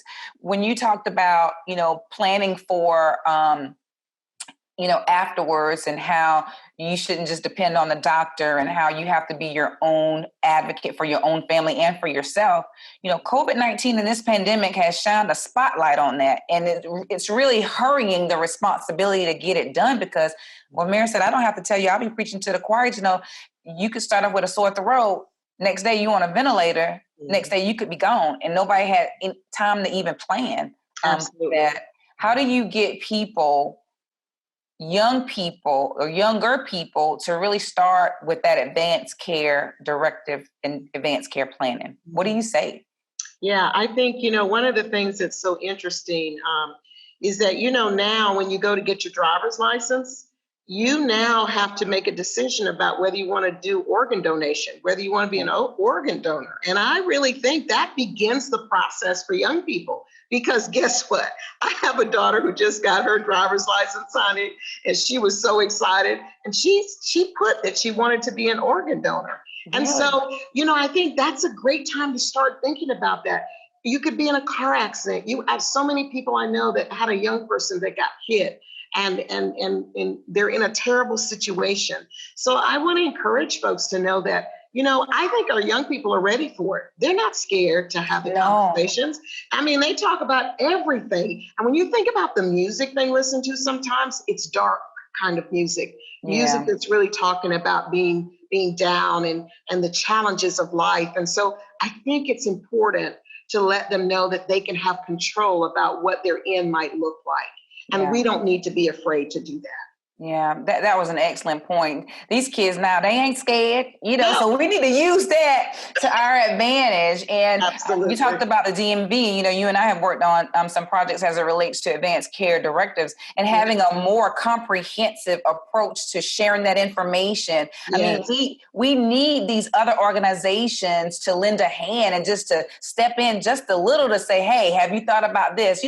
When you tend to hear it more than one time and from various places, Yes. it'll get you to start thinking about it and then eventually into action. So Absolutely. Macie, we need to use our community organizations. And, you talked about the grant that we did. We did some work in underserved communities in 5 communities in South Carolina. We use faith communities to help us raise awareness about advanced care planning. So I do want to put a plug in. If you're interested in getting some training, we have some trainers across the state now who are willing to partner with communities and train lay people in churches to be able to be the resource for this information. We've got to use those trusted influencers in our community. Yeah. And when you hear from someone at your barbershop who cuts your hair, say that they got a healthcare power of attorney, or you went to get your nails done and the lady next to you said that she got it done and you guys are always there every week at the same That's time right. getting your nails done, it begins to add some momentum that, That's right. what, this isn't just about people being sick. We need to have these conversations now. That's right. That's an excellent point. And I'm going to go ahead and put a plug out there for me and my husband. We have 5 wishes, honey, because that's a document, that's a comprehensive document. In South Carolina, I don't think it has to be notarized. But Mayor said, I will tell you, we have people watching. We have over 400 people watching who are registered. So people who didn't register, we have even more than 400, 500 people. Yes. For the people who are logging in from other states, what are some resources or some websites that they can Google to be able to get those documents? Yeah, so I want to, first of all, there's some wonderful information that's out there nationally related to advanced care planning. The Conversation Project is one that's a nationally known organization who's got some great things on their website, and it's very consumer friendly to help you begin to walk through some of that. I mentioned our website where we have actually the South Carolina Healthcare Power of Attorney is on the website, as well as the Living Will. But in every state, all you have to do is go to your state, just Google your state's advanced directive, and up's going to pop up that Living Will or that Healthcare Power of Attorney. You want to begin with that. Respecting Choices also has some great information as well. You mentioned 5 Wishes. They have a wonderful document as well, and you can order that. I think it's $5 for it. But I would encourage people to really go to your state website because you do need to use your state form. In some instances, South Carolina's form, you just need 2 unrelated witnesses to sign and you don't need a notary. Well, you can go across the border to North Carolina. You need 2 unrelated witnesses to attest to your healthcare power of attorney and a notary. And some states, the rules are a little bit different. And I'm looking forward to the time when we can sort of have, across state lines, you can take your forms and there's reciprocity and your form should be honored. Most clinicians, if you have a form from another state and you show up at the emergency room and you're seriously ill, they're going to look at that and want to try to honor those wishes. So I think that's really important. But those are some great, the Conversation Project, the mylifemychoices.org website, Respecting Choices, 5 Wishes, they all have got access and links to the documents that you might would need. And one other place would be the National Hospice and Palliative Care Organization. They also have links to all those state forms if you go to those sites as well. Wonderful. Thank you for those resources. And for those of you who are out there joining us, we're going to put those links in the comment section so that way you can go back and actually access those comments. Those links to be able to address your particular state and whatever, information you need to have in order to have that conversation. Mary said, how can folks get in contact with you? Oh, I meant to show that slide and I forgot. Macie, you're so good, girl. You can reach me at mhassan@cchospice.org, and they'll put that in the chat box for you. Or just call me, 803-509-1021. I'm a person that loves this. I'm passionate about this. I'm often on the speaker circuit from time to time. Because we want to help people. And so certainly give us a call. And if you find that your loved one is in that point where they need a palliative care program or a hospice program, let me know, because I do have colleagues across the country. I'm plugged in with the Council of States, within HPCO, as well as those of you who might be in South Carolina. I know all these providers, and I'm happy to plug you in. Sometimes I get calls from consumers, and I'm one that I actually had a situation a couple weeks ago where someone needed a referral, and they'd gotten a referral but had not heard from the provider. I was like a CSI agent, Macie. I'm telling you what, I tracked that thing down. I had to call 3, and I finally got her plugged in and got it taken care of. So, hey, I'm your girl. Call me. Yes. Anything that deals with palliative care and hospice, I'm willing to help you. And I can attest to that, y'all. I told y'all she knows her stuff. She's great at what she does, and she's going to get you what you need. Thank you so much, Macie. So coming up next, we have our resident medical professional who is going to tie in grief, who's going to tie in stress, who's also going to tie in fatigue, and how all of those elements could have major implication on your medical and overall health care. Don't go anywhere. Wow, I can't tell you. We have gotten so many nuggets and such useful information the little bit of time we have been on with the conference. But this information that we've already received about grieving, the grieving process, it's so vitally important, not only now, but in years and times to come, because grieving is a part of all of our lives. And we all need to know how to do it appropriately. And we have to be okay with grieving. But I'll tell you, throughout the previous presentation, it really was threaded throughout, was the fact that grief really does affect our physical health, our emotional health. It absolutely has implications on our overall medical care. And so in light of that, the only thing I knew to do was to call one of my medical expert family members. Really, you know, when you got a medical expert in your family, you use them to the fullest extent of their capabilities. And that is who we have coming up next, is Sir Wesley Funches. He is our resident physician assistant, and he is our family resident assistant. Wesley, we love having you in the family, and we're going to try not to use you too much, which I think we do. But, you know, Wesley, you are back by popular demand, and I'm going to tell the folks why you are back by popular demand. So Sir Wesley Funches is a physician assistant with Atrium Health in Charlotte, North Carolina. He has worked in primary care for 12 years and is currently in the urgent care. He is the founder of the nonprofit Lily Kate, which helps minority students with scholarships as they pursue a career in the PA profession, which is absolutely dire need these days. We got to ensure that our students and our upcoming professionals are engaged in the health and the medical field. And so, Wesley, you know, you got a way of bringing this medical jargon and this ambiguity that we have typically with the medical profession and the terms they use and the treatments and the strategies. And so you got a way of breaking things down to us and telling us exactly how and why compassion fatigue is problematic in the work that we do, and how we can mitigate some of those stressors. And so I know you're going to give it to us straight with no chasers today, aren't you? Is anything going to change now that we're virtual? No, everything is going to be the exact same. Nothing is going to change whatsoever. The truth is the truth. Doesn't matter who says it. I thank you so much for being here yet again, and we are looking forward to this presentation. Thank you. Thank you. Good.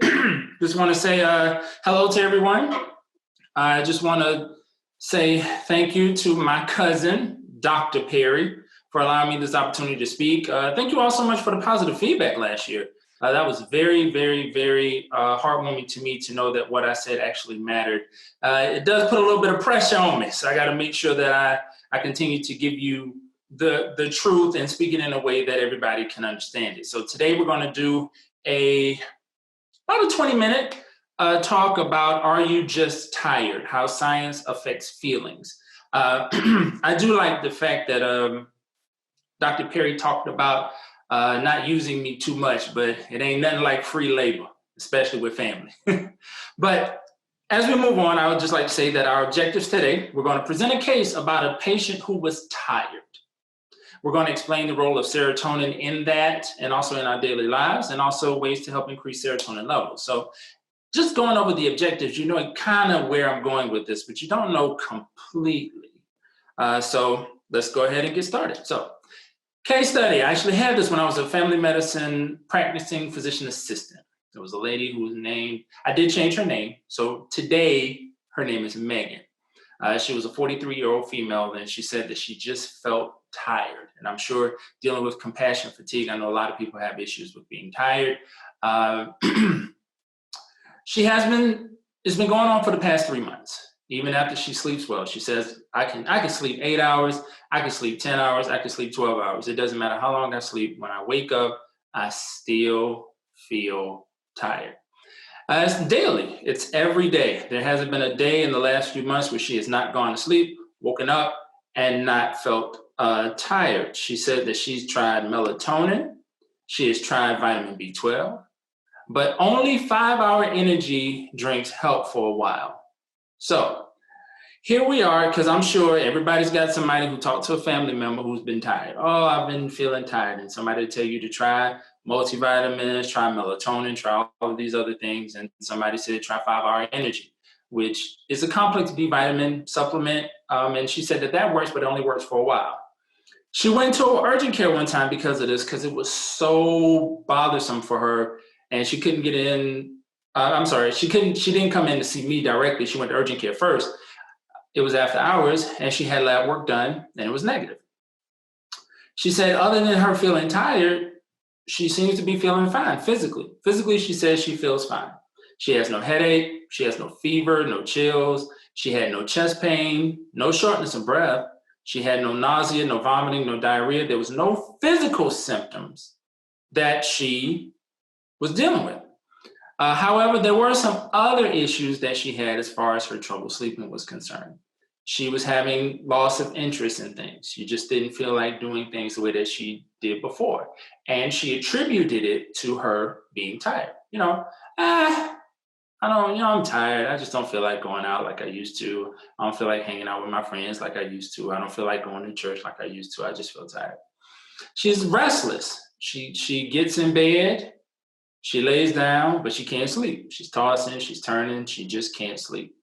And then sometimes, even after she sleeps, like she said, she can sleep for 6, 8, 10, 12 hours, and she wakes up. The next night, she's restless again. She had a pretty stressful job. And at work, people were noticing that she was having issues completing her normal task.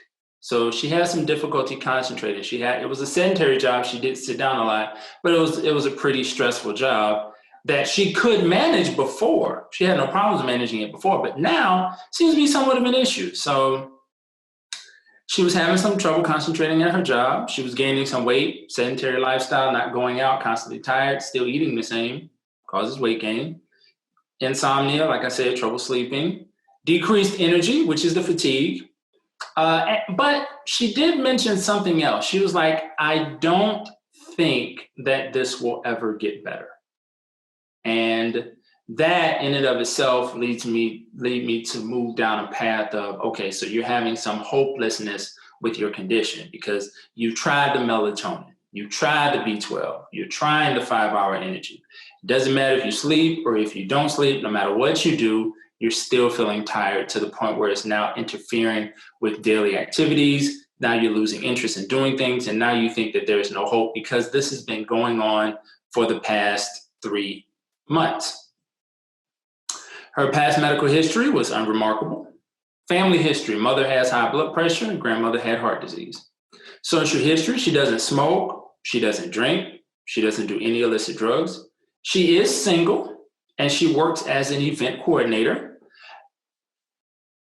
The reason why I said that she had a sedentary job, because I know some people say event coordinator, I know she's moving around a lot. Working for somebody, you tend to, she's basically the one that's in charge of doing the phone calls, ordering all the stuff, doing all the online stuff like that. So with her, it was pretty much, she was at the house. She was basically working from the house the whole time. And she did not get any exercise. Social history is remarkable for having her gallbladder removed. She's not currently taking any medications, and her allergies, she was allergic to penicillin. Physical exam, she was 5 feet 4 inches tall. She weighed 200 pounds. Her temperature was 98.5. I have to move this out the way. I'm sorry. I apologize. Let me go back. Her pulse was 94. Respirations was 16. Her blood pressure was 135/87. And her oxygen saturation was 99%. Appearance, she was mildly disheveled. Basically, she didn't get herself together. You know how it was basically that early morning dropping the kids off look. She had that look in the doctor's office. So whenever you see that, it's kind of like, okay, maybe something's going on, especially when you're working, especially if you're dealing with events, your event coordinator, you kind of try to get yourself looking presentable, but she really just wasn't feeling it. Head was normal cephalic. There was nothing wrong with that. Her eyes were normal, ears, nose, throat, everything was normal because she said physically she felt fine. Chest was clear auscultation. Heart showed regular rate and rhythm without any murmurs, clicks, rubs, or gallops, meaning that her heart was completely fine.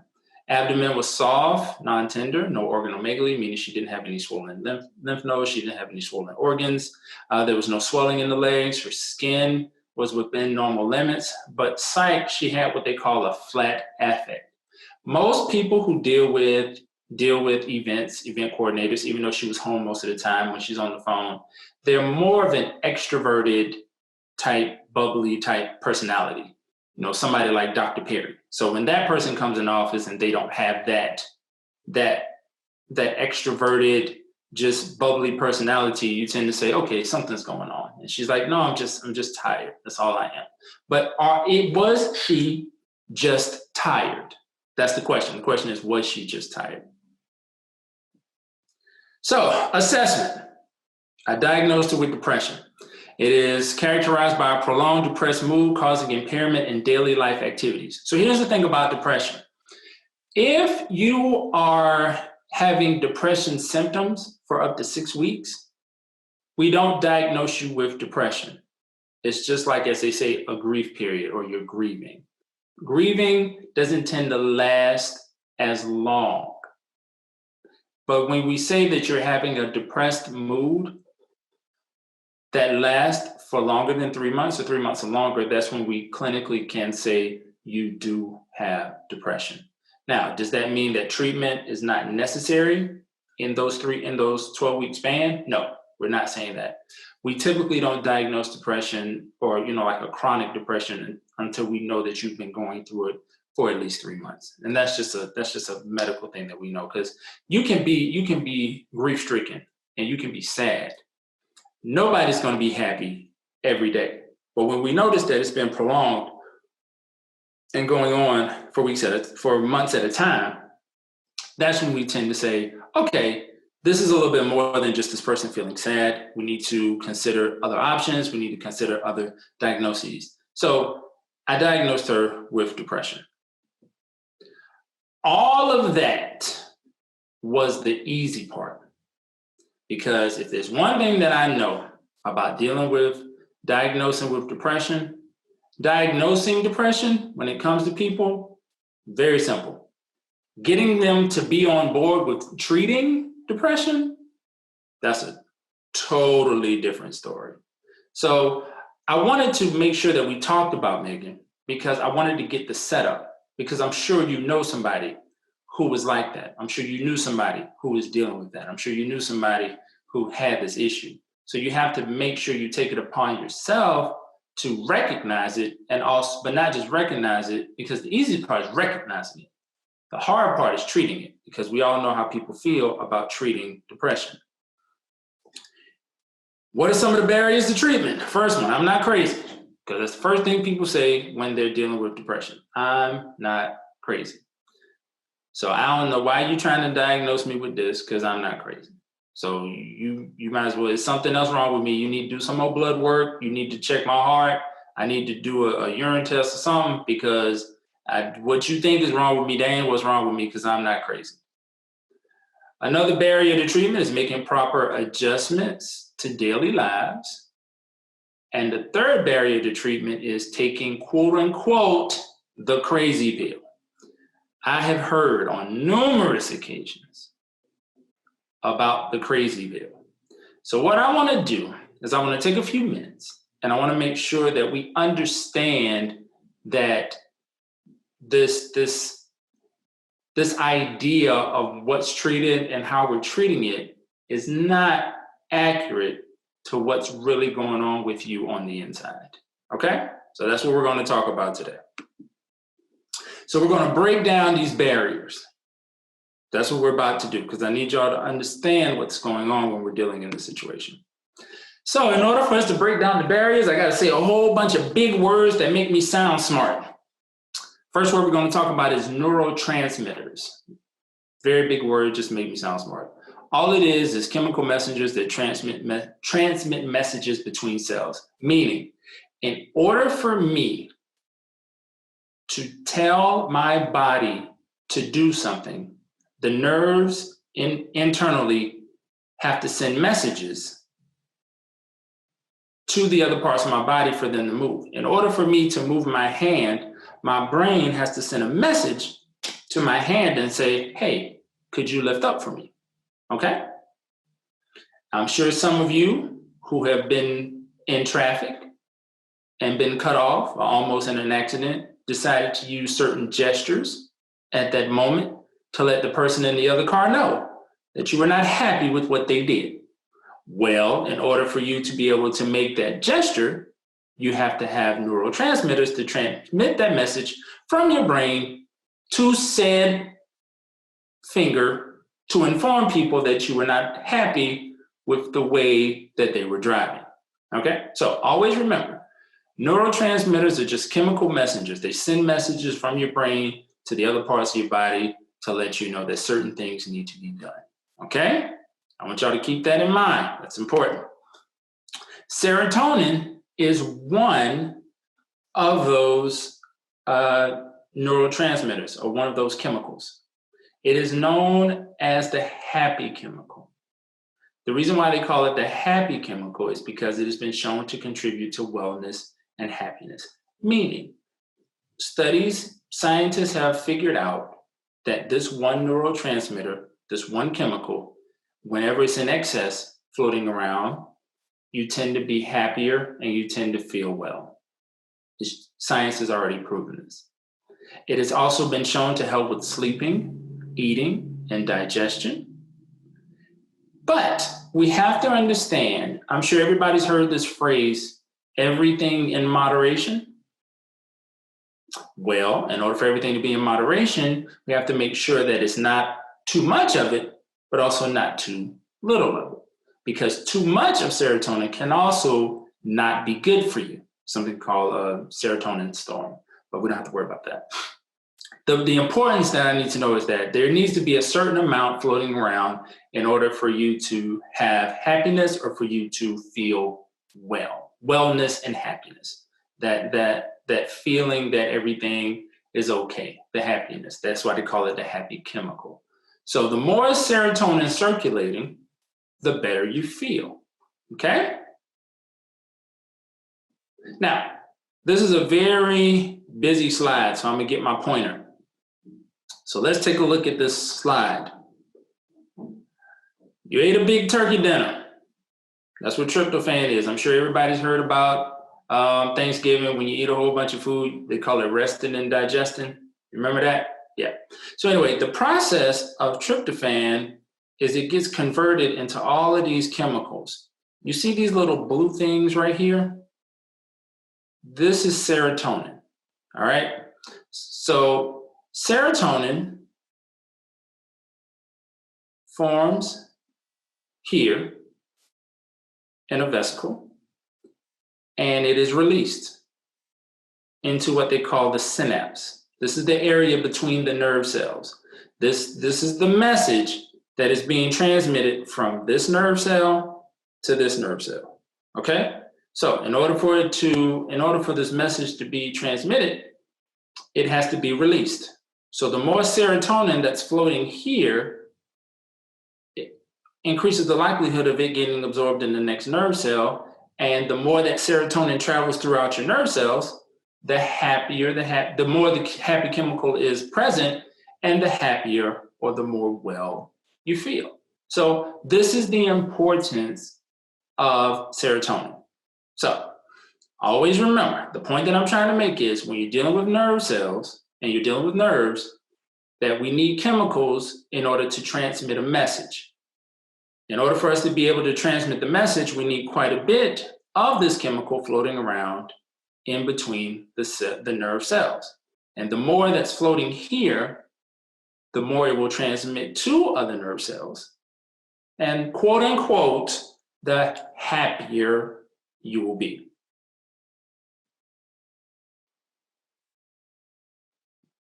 So the key is to keep the serotonin in the synapse.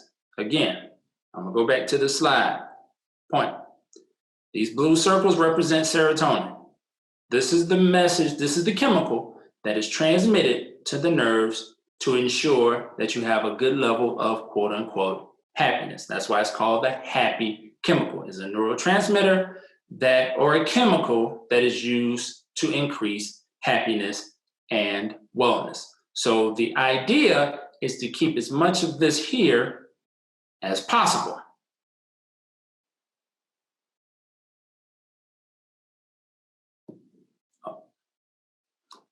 So in order for us to do that, we have to make sure that we prevent something. And we have to prevent the serotonin from getting back into the cell. So we're going to talk about that a little bit more as we go along. So here's the main point that I want you to know. Depression is not about being crazy. It's about needing more serotonin in your life. That's what I need you to get. Now, is depression more complicated than that? Absolutely.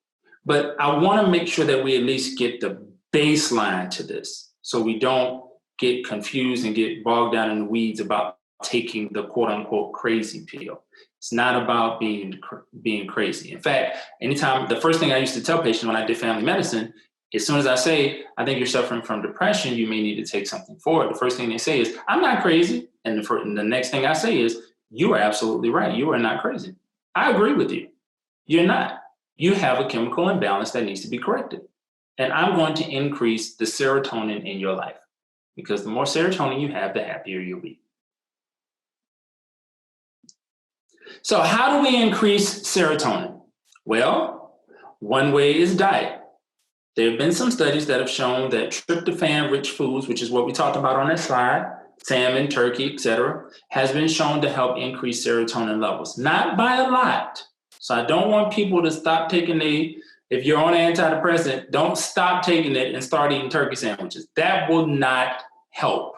Do not do that, okay? Please. Please do not do that. But what we found is that it can increase a little bit and it can provide a little bit of help, but it does not substitute anything else. You can't be depressed, eat a turkey sandwich, and then feel better the next day.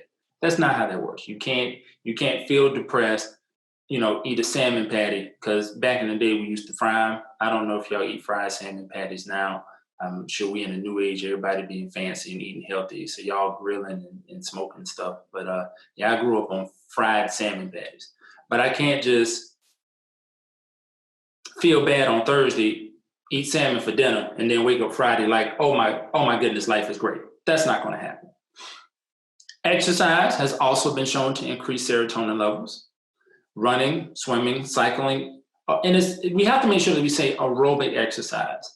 I'm not saying that weightlifting will not increase serotonin levels, but we found that aerobic exercise, things that actually rev up your heart rate, have been shown to increase serotonin levels as well. But I just don't want people to think that that's the only way to treat it. It's not. It's a way to help treat. Make sure we're on the same. And also sunlight.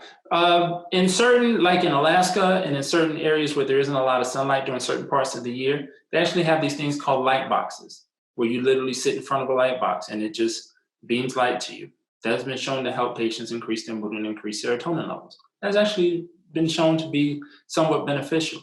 I am not a fan of tanning beds though, because a lot of times people think that if they go to a tanning bed, that'll be the light that they need in order to increase their mood. Yeah, but the risk associated with with cancer associated with tanning beds, I'm not a fan of it. Tanning beds have also been shown to help increase vitamin D and those kind of things, but I'm not on that. But they do have light boxes that have been shown to be beneficial. But just getting outside, sunlight. There's a seasonal affective disorder, or SAD. Basically, during the wintertime, some people just feel more depressed. That has been shown to be absolutely true. It is in those situations that you should consider using light box therapy, or maybe doing some aerobic exercise, not just eating a turkey sandwich again, but there's just ways to help. But is there anything else that we can do that can increase serotonin levels? And the answer to that question is yes. And that's where the medication comes in. SSRI. SSRI stands for selective serotonin reuptake inhibitor. So I'm going to explain this in more detail. I think because I have another picture slide coming up. If I do, I'll show it to you then. It blocks serotonin from being taken back up into the presynaptic cell. Very big words to make me sound smart. I'm going to explain it. Calm down.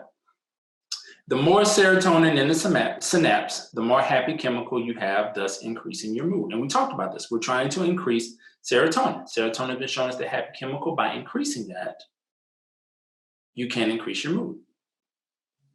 So let's look at this slide one more time. Let me get my pointer. Now, I want you to look at this right here. This little, I guess we call it a channel, actually sucks serotonin back up into the presynaptic cell, which is what this whole cell is right here, and it prevents it from getting to the next cell. Okay?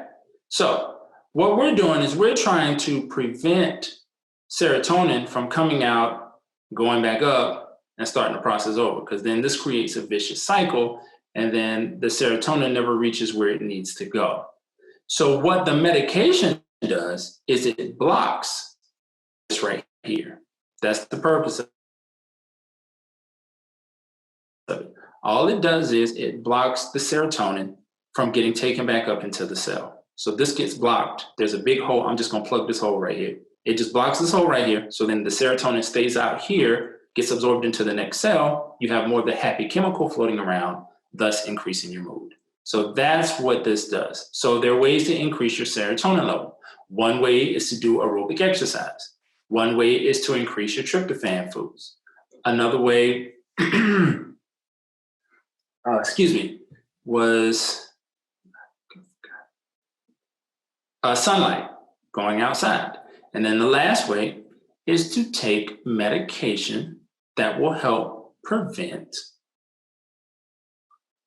the serotonin from getting taken back up in the cell. You stop that, more serotonin flows here, you have more happy chemical that you can use to increase your happiness. So now we know of 4 ways that we can increase serotonin, the happy chemical, to increase our mood and wellness, right? We get some sunlight, although, we're coming in the fall and winter, so that'll be kind of hard. We do exercise, we eat food that have tryptophan in it, or we take medication that will stop the serotonin from getting sucked back up into the cell. All of those things can be used to increase your happiness. So, medication therapy is not a crazy pill. It works by increasing chemicals that are responsible for changes in mood and happiness. Medication is not a crazy pill. This is a mental condition, but it is caused by a chemical imbalance. And medication is not a crazy pill. You have a chemical imbalance that needs to be corrected. So if there was one thing that you could see on this slide that I wanted you to take from this talk, what would you think I was trying to say? Just throwing that out there. Something to consider.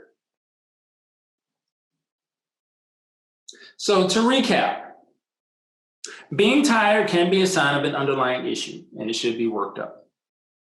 That's just facts. Depression is a mental illness, but it is caused by a scientific chemical imbalance. So that means that you're crazy, right? No, it's not a crazy pill. You aren't crazy. You have a chemical imbalance that needs correcting, and medication management can help with that. So the reason why I wanted to do a talk on this dealing with compassion fatigue is because a lot of times you can be so stressed with caring for family members and caring for people until you ignore and neglect yourself. Got it. Now that you realize that, you also need to realize that handling it without looking at all ways to handle it can cause you some issues. So you got to make sure you look at all potential avenues to treat your fatigue, to make sure that you're looking at every possible thing that could be causing your fatigue. That way you can go about the way to treat yourself properly. And sometimes that may require medication management, which you will have no problems taking now, because now you understand that it is not a crazy pill. It is a pill that will help you increase serotonin, thus increasing your happy chemical, thus increasing your chance of being happy and your wellness. And that is it.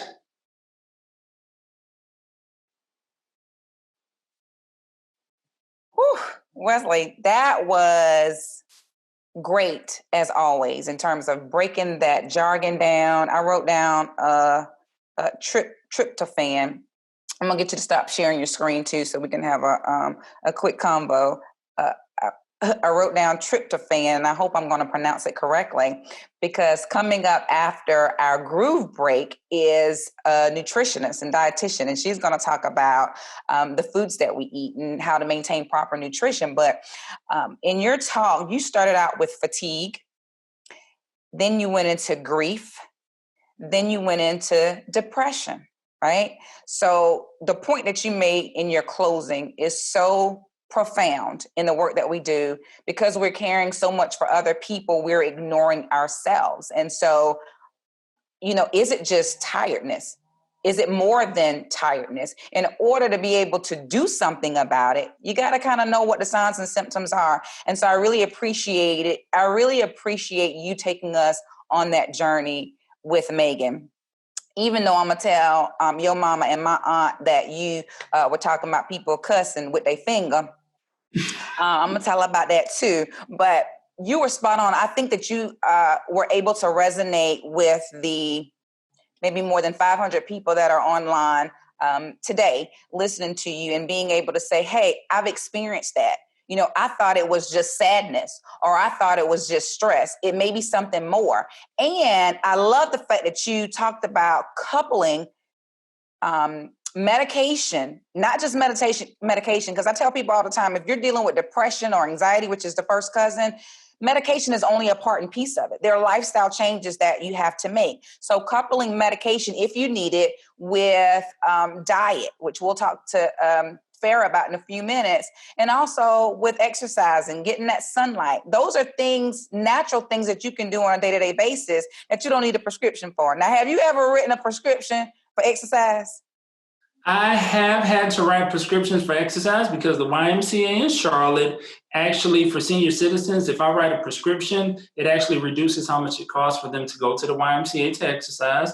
I've also had to write prescriptions for light therapy. Like I've had to do things like that because, especially we're approaching the fall and winter time, there's a lot less sunlight, and there is seasonal affective disorder where people actually do sunlight actually makes them feel better. So without the sunlight, they need something to help them get through. And the light box is actually pretty beneficial. So I've written for all of that. I have not written for turkey though. I have never written a prescription for somebody to eat turkey every day to help with their depression. I can honestly say that. Not yet. It might be coming. Not yet. It might be coming. Look, and for those of you who were wondering who Wesley was talking about when he referred to me as Dr. Perry, that's me. I'm Dr. Perry Smith. But because he is my first cousin, I think all that just kind of goes out the window. Well, Wesley, we love you and we forgive you. I know who you were talking about. They know who you were talking about. But that's that family. That's that country coming out of us. You know that. It is all day. So much for joining us, for Charlotte, and taking time out of your schedule to just really educate us and take us on that journey regarding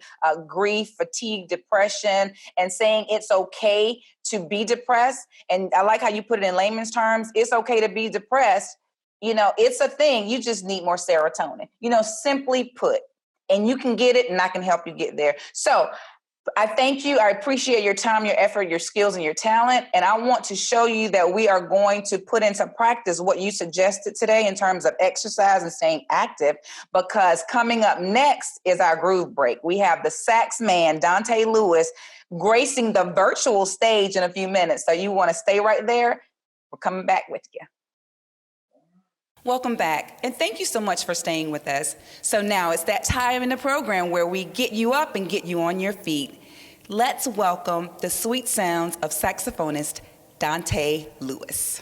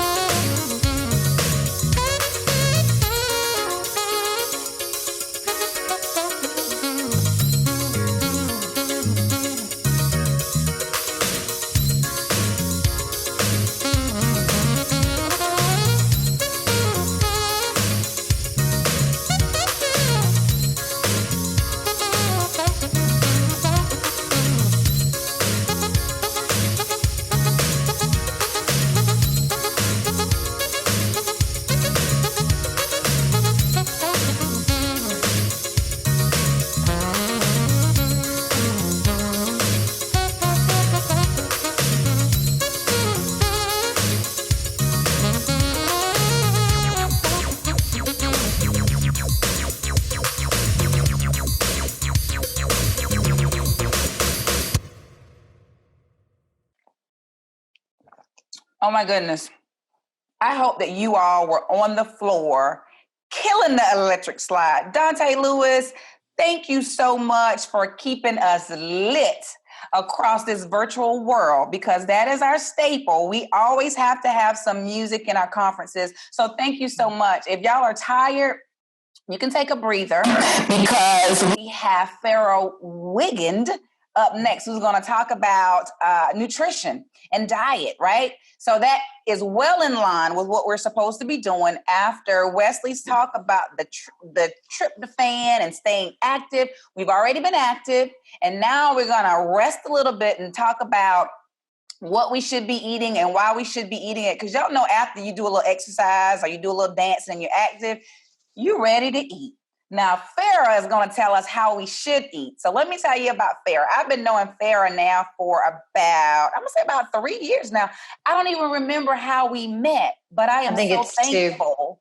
I am so thankful that our paths crossed, and Farah has been doing some amazing things in her most recent venture. We're going to learn more about that today. So Farah is a registered dietitian nutritionist, and I talk to you all the time about getting a nutritionist or a dietitian on your medical, comprehensive, multidisciplinary team. And she's going to tell you why.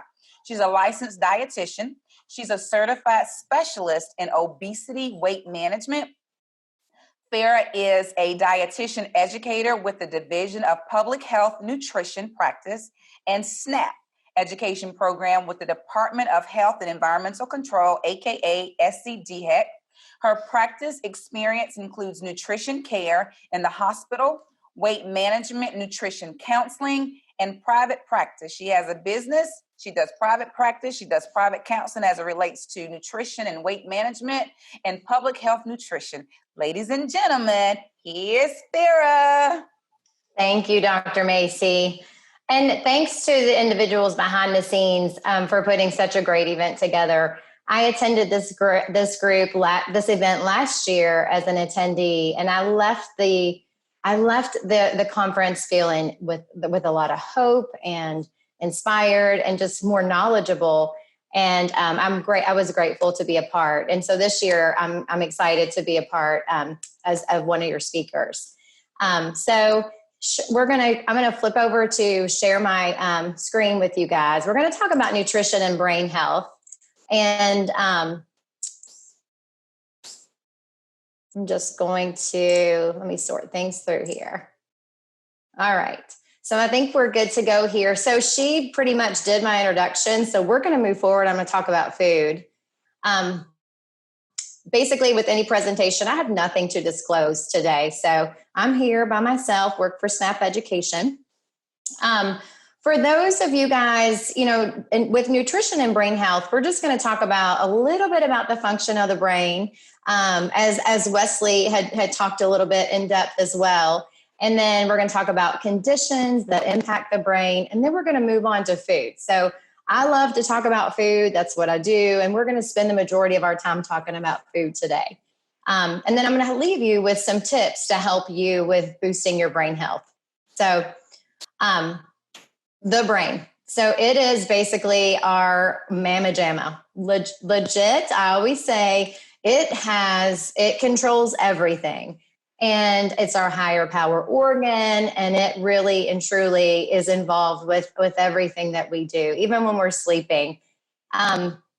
Here are the functions. So this is pretty much just the evidence. We got lobes in our brain. I don't need to go into much depth, but here it is. And Dr. Macie actually has copies of these slides. So if anybody wants this graphic, they're welcome to contact myself or Dr. Macie to capture some copies. But literally, it's our sensory, it is our perception of vision and our space perception and speaking and thinking and personality. So everything encompasses the brain that we do. With that being said, we all want to keep it healthy, right? So we've got to have good blood flow. And literally, you want to think about the fuel in your car. So you want premium fuel in your car if it calls for premium fuel, right? And so that's what you want to think about with nutrition.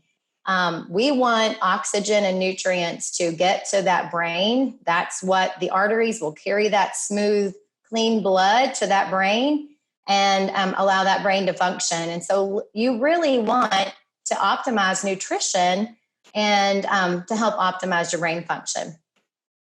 So diseases and other conditions. So I want to talk about this a little bit. There's various conditions that affect brain health, and most of them actually do in some way, shape, or form.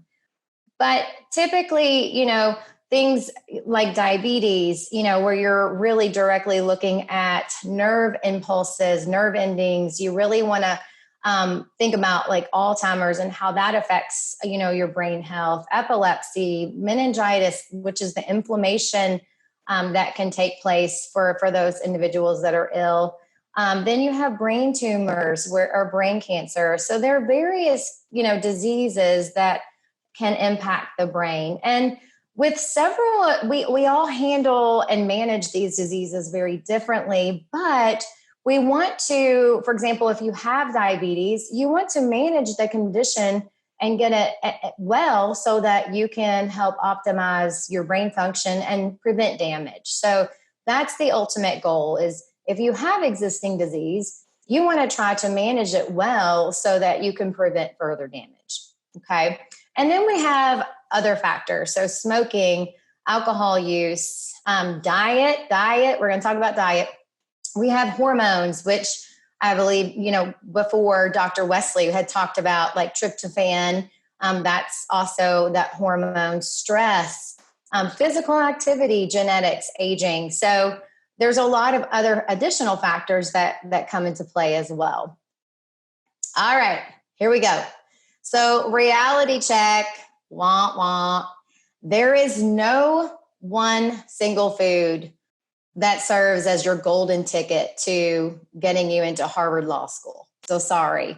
Unfortunately, that's just not the way it works. So what we want to do as individuals is really look at the magic potion and creating that magic potion, which is that healthy lifestyle to help promote brain health.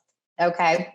So I'm going to talk about 4 different diet patterns that have been researched and that really support brain health and optimizing that brain function. And some of you guys have probably heard of these diets. Everything that I'm going to talk about today is very much backed by science, and the research is there to support the use of these eating patterns. So it's definitely, I have my opinion for sure, but these are definitely backed by science and provide some practical recommendations to help improve brain health. So we're going to move over and specifically talk about the My Plate. So this is one of my favorites. I talk to a lot of my folks. I work with the SNAP education program, as Dr. Macie mentioned. And we use this a lot to educate individuals within the community. And it's a really great visual to, just look at your diet and kind of try to mimic this plate. So the My Plate has the dietary guidelines were revised back in 2015. So this has been around for the past 5 years. They are revising these currently, and what we know is that this plate method has really been working well in promoting change. So hopefully they're not going to make too much change to what we currently are following. But let's go into detail. So there's no big surprise that I'm going to tell you. Half of your plate with fruits and vegetables. Lean protein is where you want to choose. So you can have protein. Protein is great for that muscle function in that body. And we just want to make those lean protein choices. So meat, eggs, and beans. And then also that serving of dairy. And these next few slides, I'm not going to spend a whole lot of time on these, but you can see, I get this question a lot. What is a serving of vegetables? Is it my whole plate? Is it a spoonful? Like, what is that? And so, just to kind of specify, about 1 cup of raw or cooked vegetables can be is a serving. There's not a magic vegetable. There's not a magic fruit. It's really about finding what you like. So, and I think it's important because as we age or as we, maybe it's particular medication, there are some things that can alter our taste preference. And so the significance is that if you don't like a fruit or vegetable, we'll try a few others because there's not really one that's better than another. Okay. And then moving over to grains. So whole grains are basically what you want to choose when it comes to your breads, your pastas, and things of that nature. So about 6 servings a day in this category. And I've included, hopefully you guys can see this, the whole grain stamp can really help you when you're in the grocery store, where it helps you with identifying what is truly that whole grain. So that's what here on this slide there. Okay. And then moving over to dairy. So dairy's gotten a really bad rap over the past few years. I don't know where it came from, but let me tell you, those cows still have a lot to offer. So we refer to our cow as Betty in our office, and we love her, and she's got a lot to bring to the table. So keep Betty in your life, and just make sure you're choosing like the low fat or the fat-free milk. You can also include cheese or yogurt. And finally, protein. So what counts as protein? This is a category that we tend to talk about. I tend to talk about a lot as well. Because, if you look at some, we're fish, meat, poultry, and it's hard sometimes, especially those with like on a limited budget, where, I don't have enough money to sustain me through the week if I'm eating the recommended amount. And so that's where you'll incorporate beans and legumes that you can really reap a lot of nutrition benefit and still get that protein that you need. So this is probably one of my favorite diet guidelines here. And then to summarize, not really to summarize, I should say, but just to add to the My Plate and the dietary guidelines for Americans, it's not any new news that we need to all cut back on our sodium. Again, with additional salt, we're working with increasing blood pressure. So that's constricting that artery and affecting that blood flow negatively. So you really want to work to cut back on sodium, let that salt shaker alone, and really aim to, focusing on about 1,500 milligrams a day of sodium. And I'm going to talk a little bit about how to do that a little bit later.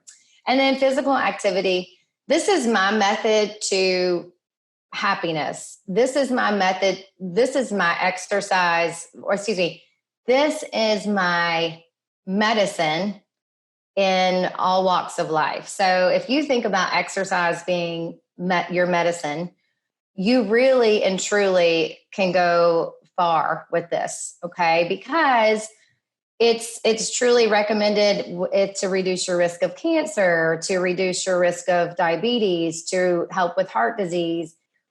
A lot of your existing diseases and prevention we include exercise. And as a society, we're lacking with that. So I really want to, especially like with our current lifestyle with COVID-19, what are we doing? We're working, sitting right here at a computer screen. I'm delivering a presentation to you that would have required me to get up and go into a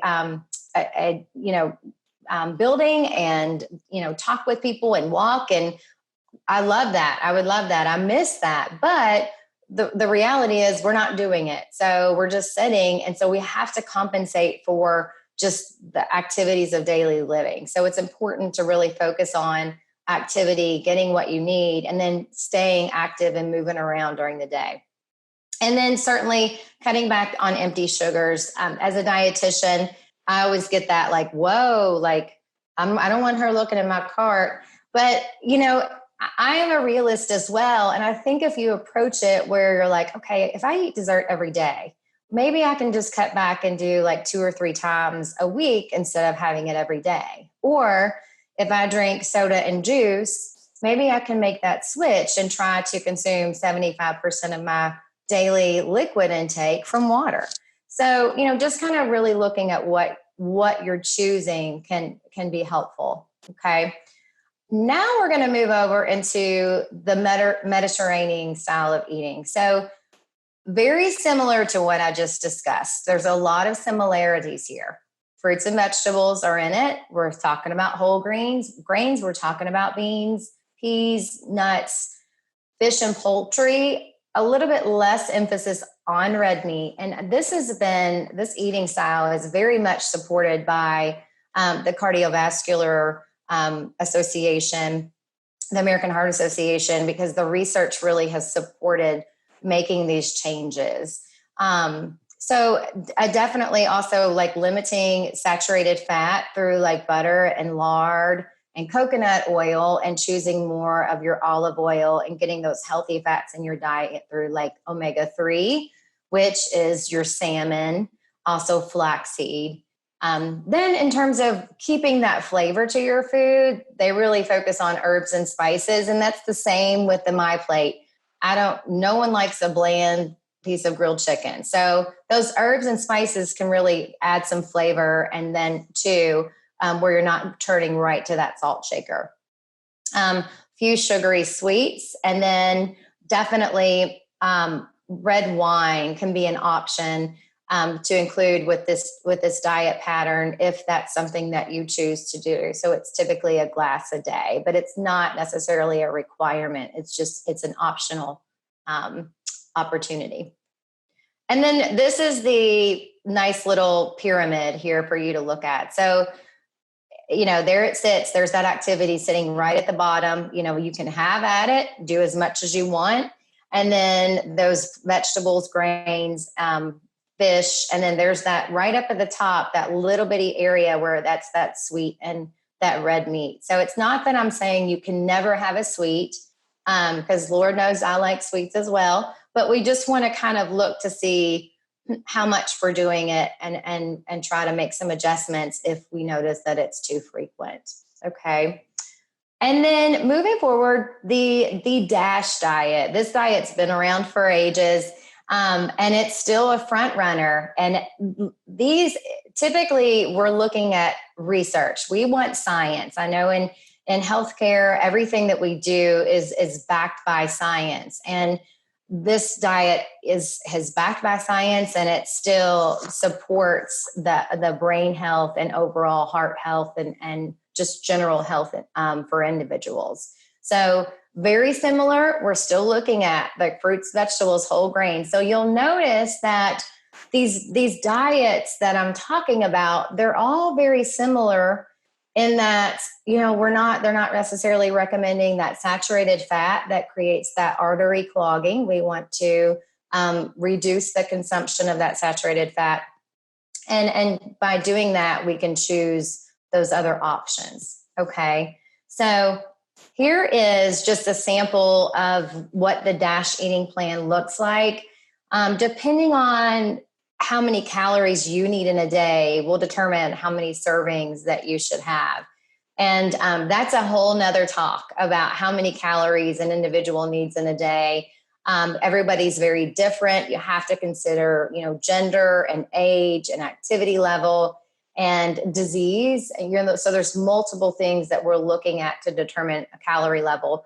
But in general, what I would recommend is just kind of going in the middle, and looking at maybe an 1,800 calorie. The dietary guidelines for Americans is based off of a 2,000 calorie diet.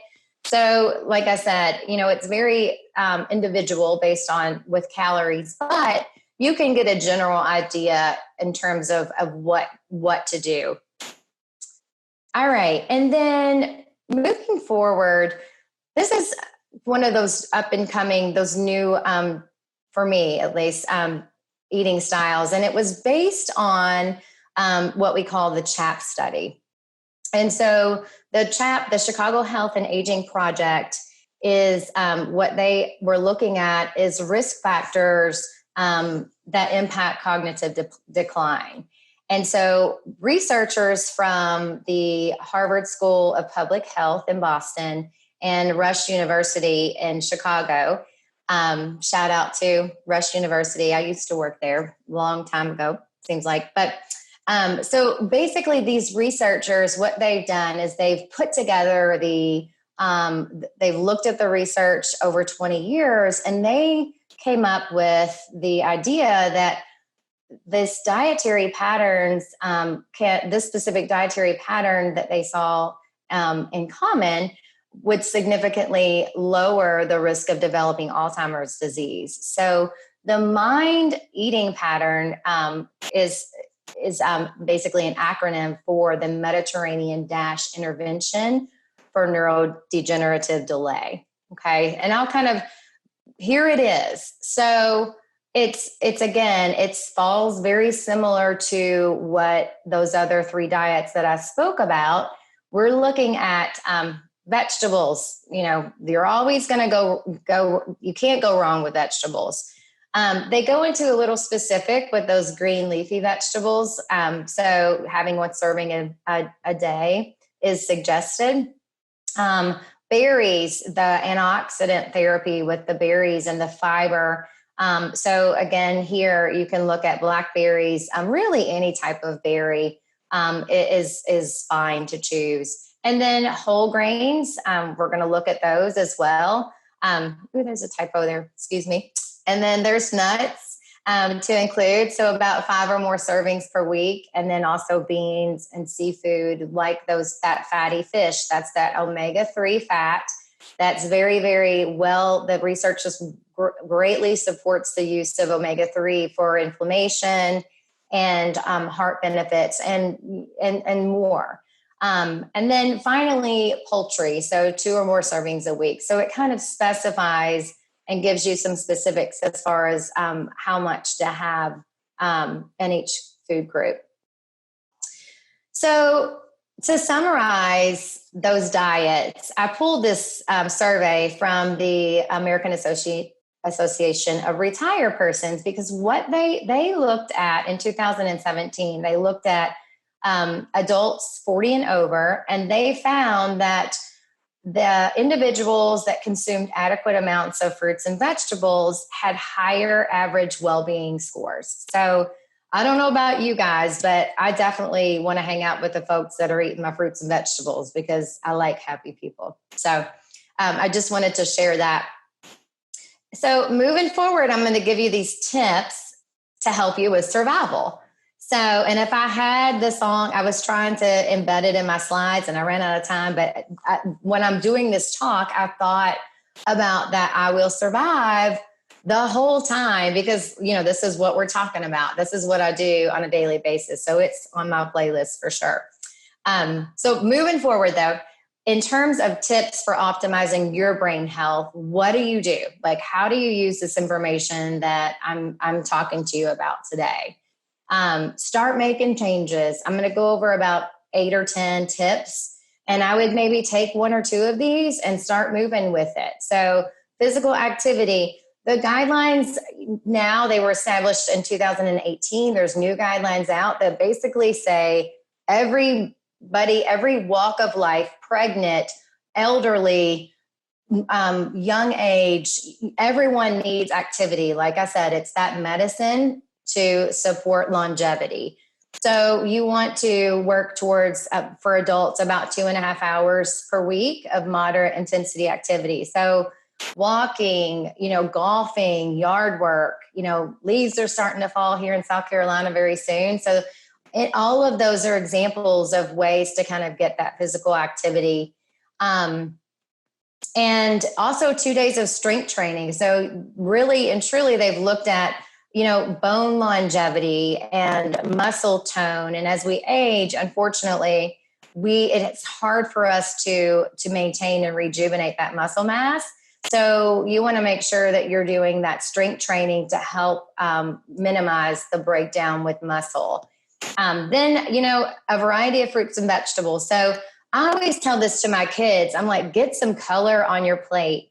Make it happen, grocery shop and just kind of look at your cart and look to see, how much color is truly in that cart. And if you're confused about what to choose, go back to that simple step of looking at that color. So number 3, varying your protein. One example here that I like to share is we talk about an example of a sloppy Joe. Hopefully everybody knows what that is.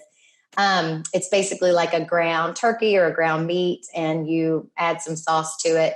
So we make our own sauce. I make it with our class, and we add beans to help support an alternate protein source and to give it some fiber, and then also to help with stretching the budget. So that's just one example of varying your protein that can really help out as far as making change. And then increasing your milk, yogurt, and cheese. So, have some yogurt with breakfast, or have a glass of milk with lunch or dinner or a snack that you're not normally doing at the time. And then cutting back on salt shaker. So that song, Shake It Like a Salt Shaker, you want to omit that. And you want to just put that down and get those herbs and spices. So cumin, garlic powders, onion powders, onions, fresh herbs, powdered herbs. You can do a lot with these herb blends. And Mrs. Dash is a great line of products to look towards if you're one that's not really sure about like how to combine these herbs and spices to make things taste well. So that's, you definitely want to, add some flavor to your food as you're making changes. Then healthy fats. So olive, canola, corn, safflower, coconut oil is a saturated fat source. So, the research that we currently have supports that coconut oil is a saturated fat. So I will leave you guys with that message because I think it's gotten a lot of, there's a lot of research taking place, and there's a lot of talk about coconut oil. And right now we just look at it where it's a saturated fat source, and the American guidelines, we got to decrease that saturated fat due to our disease risk. So fiber, go ahead and get those whole greens in the diet, those fruits and vegetables as well. And then moderation. So Americans love everything big. We know we do. Sometimes we got to come out hard and make it happen. And I like big as well. But when it comes to food and nutrition, we've really got to kind of step back and say, what is the size of my plate that I'm eating? Does my cabinet door close with my plate on it, or is my plate too big, to shut my cabinet? We used to be the cabinet doors, or the cabinets were not as deep as they are now. And, so I think we have to kind of step back a little bit and look at the size of the plate that we're choosing. That will be very, very helpful.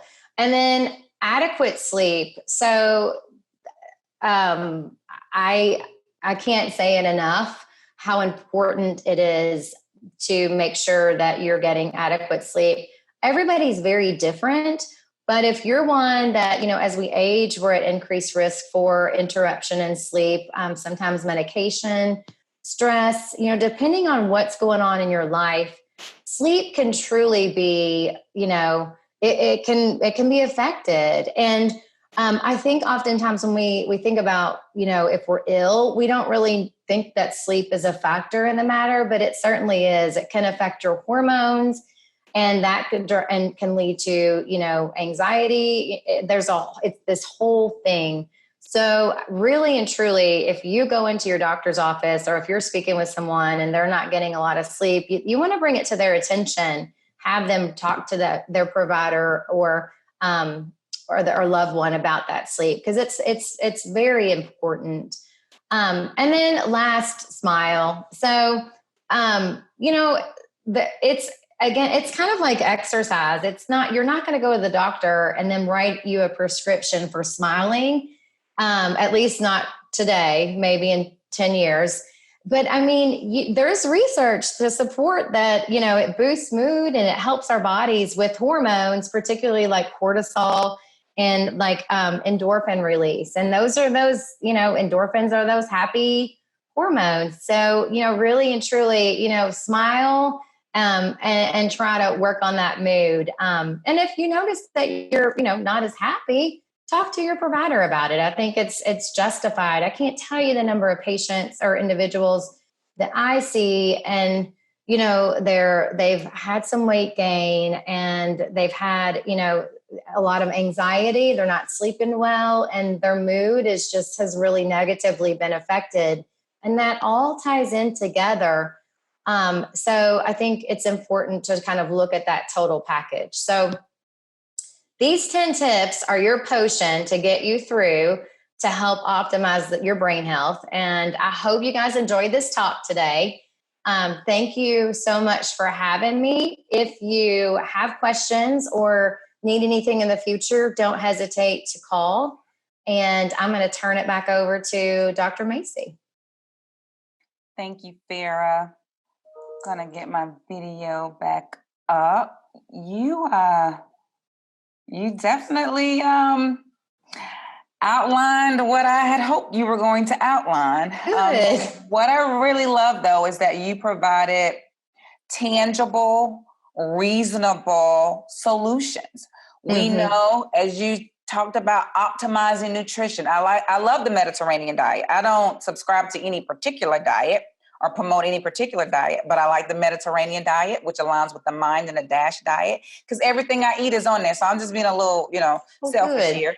Everything I eat is on there, and it's brain health. It's an anti-inflammatory type of diet. And what we've talked about thus far and what we've learned thus far in the conference is that a lot of things that you can't do anything about, but there are a lot of things that you can do something about. And in the work that we do as a helping profession, we have to take care of ourselves. And so being able to receive these nuggets and these tangible tips that we can put into play like right now is so very helpful. And I thank you for your time and your dedication to the practice and to the field, and for attending last year as an attendee turned speaker this year. And I'm thinking, because it's been so great with the information we've been getting with the speakers, I think we're going to need to do a recap next year. We got to do a do-over. This is the virtual. I'm ready to get my dance on. I want to come back to the real thing. Yeah, we got to do a do-over. So I got that playing around in my mind right now. So a couple of things that really resonated with me. You said when you optimize nutrition, you optimize your brain health. I'm going to take it a step further. You optimize your overall health and you prolong life. And as a helping professional, as a caregiver, as a family member, we want to prolong a healthy life so that way we can continue to be a blessing and to care and support our loved ones and our clients and our residents, because, we've dedicated our life, to this field. We've dedicated, our academic progression to this field. We've dedicated all of who we are. It helps define who we are to this profession. So we got to be healthy. We know that we can do things tangibly to ensure that we're healthy, and diet is one of them. We were scared to talk to you, Farah, because we've been talking a lot about that quarantine 15, and I'm just like, does my cupboard shut? It does, because I don't want to buy groceries because I don't cook. So I'm working on that. Now, don't be scared. Thank you for making available your slide deck. So for those of you who registered through eventbrite.com, you will receive a copy of her presentation, which was amazing. So thank you again. I'm glad you were able to join us, and you provided some very, very valuable information to what we need in the industry to be better professionals, better family members, better caregivers. So I thank you for that. You're welcome. More to come. We have Giovanna Gathers coming up next, who's going to talk to us about managing our stress. And Farah, you talked about humor and laughter. You were there last year. You saw comedian Nikita B. Well, she's back again this year. She's our keynote. And so after Giovanna Gathers, you are going to hear from our keynote speaker, comedian Nikita B. She's going to teach you how to find humor through your healing. And then we're going to close out with our presenting sponsor, Absolute Total Care. One plan, always covered. Stay tuned. Thank you. Thank you so much, Farah, for your presentation on nutrition and healthy lifestyle and healthy eating habits. That's some information that we really don't talk about, especially now we're talking about the quarantine 15, and we're being home all the time and calling ourselves homeschooling when we know we don't know what we're doing. We absolutely need to be very cognizant of what we're choosing to eat and put in our bodies, but we have to know a little bit more about what nutrition is. And so you did a great job of making it very palatable, relatable, and understandable. Thank you so much for that, Farah. And you know, what I learned all your living, working in the industry, you can get all of the reasonable, appropriate information as you possibly can. But if your mind, your heart, and your soul are not healthy, you're not going to receive that information the same way you would receive it. And if you are helping this area. And so that brings us to our next presenter, our next speaker, who is no stranger to helping people find themselves, be the best them they can be, and really delving into the strategies that work for them at that particular given time. My girl, Giovanna Gethers. Giovanna is a licensed psychotherapist and the CEO of Touchstone Counseling and Coaching in Greenville, South Carolina. So she's coming to us from South Carolina. She specializes in mental, emotional, and behavioral health services. She's also a life coach. So again, she's no stranger to bits and stuff. It was the perfect fit that really comes to us and gel together what we've already heard so far today. She is the author of Why Am I Still Single?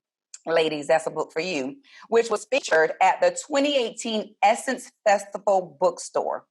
And hot off the press, this week she released a brand new book, and I know she's going to tell you all about it, called Epiphany.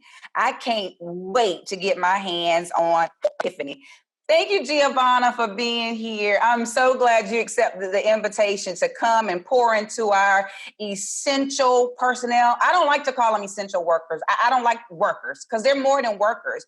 If this pandemic has not taught us anything, it has taught us how important family caregivers are, how important direct support staff are who take care of our loved ones in nursing homes and in their private homes, how important bus drivers, how important personnel are. I call them cleaning engineers because, honey, they can do some stuff with some cleaning. But it has showed how important everybody is. But Giovanna, some people, they don't really know how important they truly are. And so your being here and speaking to us on self-love and self-care is so timely.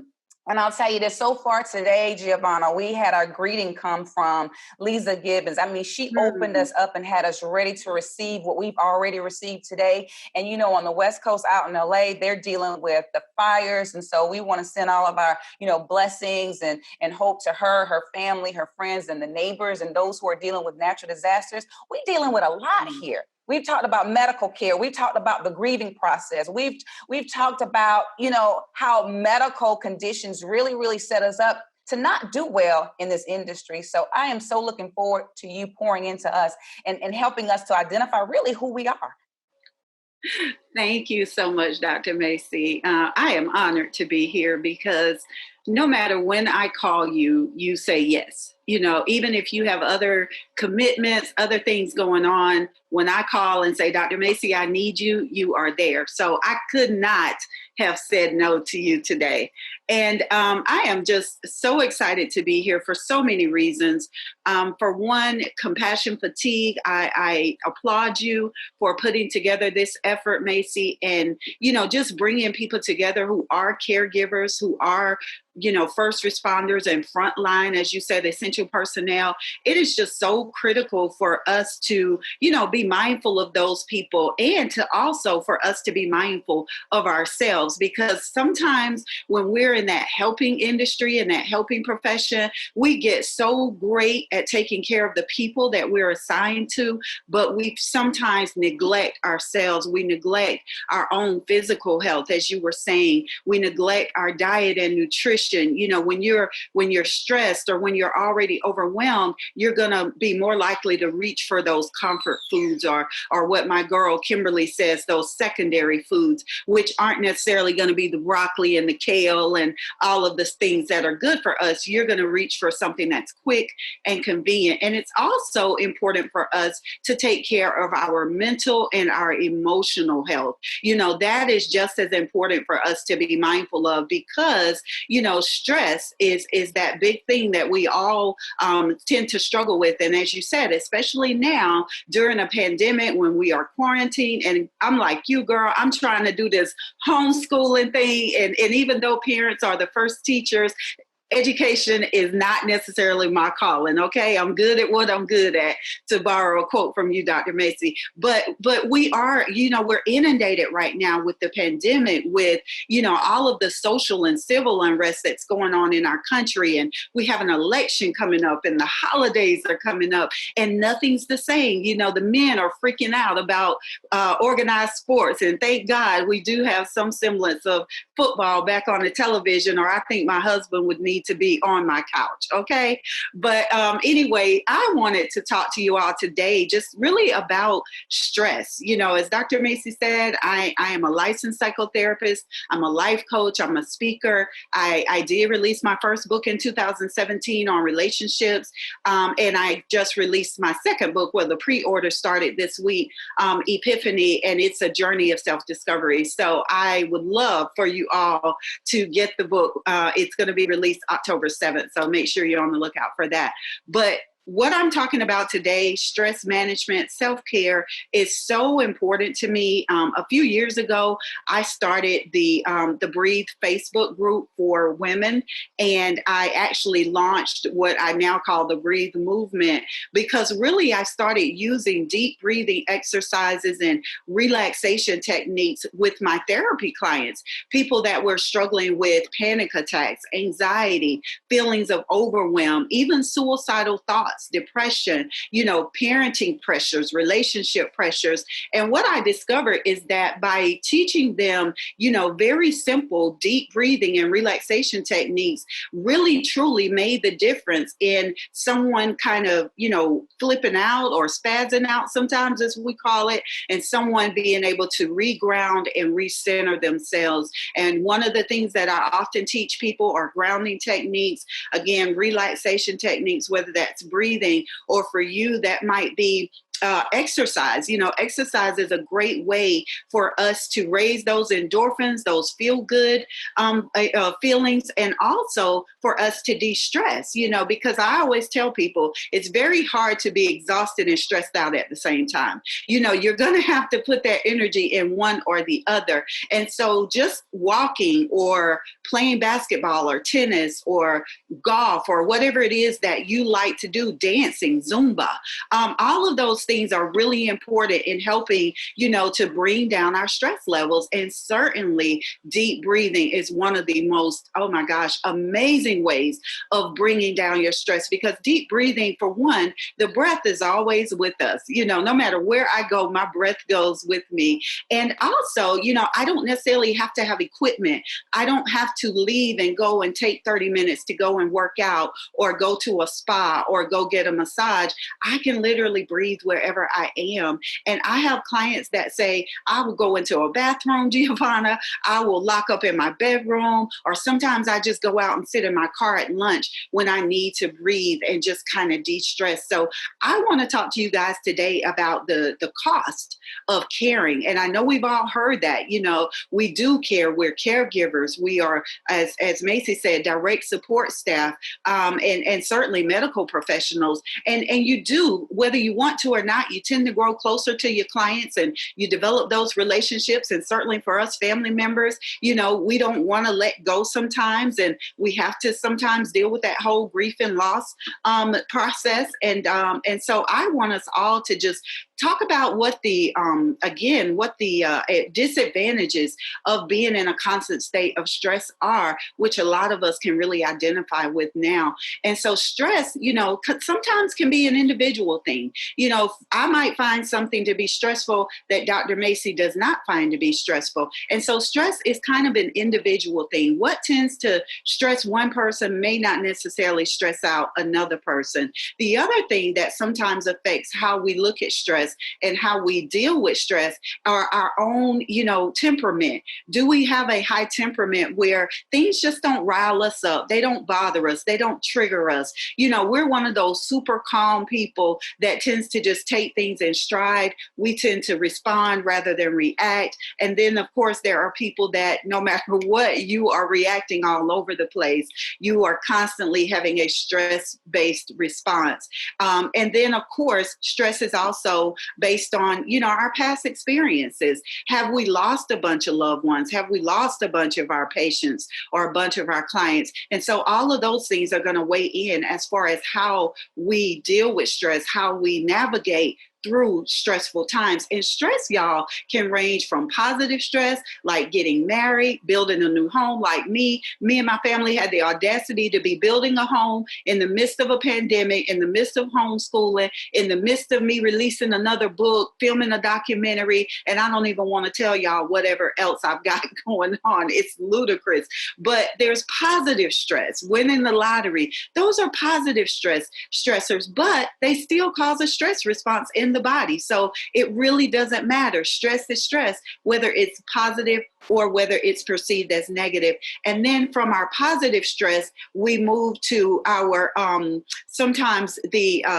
distress. And distress is where you're starting to be stressed, but you're not necessarily in a severe state yet, but you are starting to have some elevated blood pressure. You're starting to maybe have some mild depression. You're starting to have some irritability or some feelings of maybe even resentment towards the very people that you are caring for. And also in that area, other physiological responses are your breathing. You are not necessarily breathing well or breathing deeply. You tend to breathe very shallowly, or you breathe from here up instead of from the diaphragm. And so those are some of our distressful stress responses. And then, of course, it moves to severe stress, which becomes burnout, which becomes deep depression, anxiety, panic, grief, fear of loss, dread, all of those things that come along when we're under severe stress. And so deep breathing, relaxation, self-care are ways that we can really avoid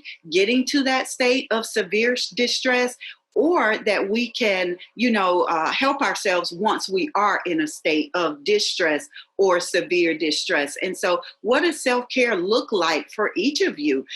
For me, it's grounding. And one of my favorite grounding techniques is simply to go outside in my front yard barefoot and just stand in the grass and connect with Mother Nature. I know it might sound like flower child stuff or moon child. I'll take that. But all I know is that once I do that, I can feel myself mentally, physically, and emotionally starting to come back into balance, starting to feel more centered, and starting to feel more rooted and grounded. Because all of us know what it feels like to feel like you're just kind of out there, like you're discombobulated, you're all over the place, that once you get one crisis handled, there seems to be something else.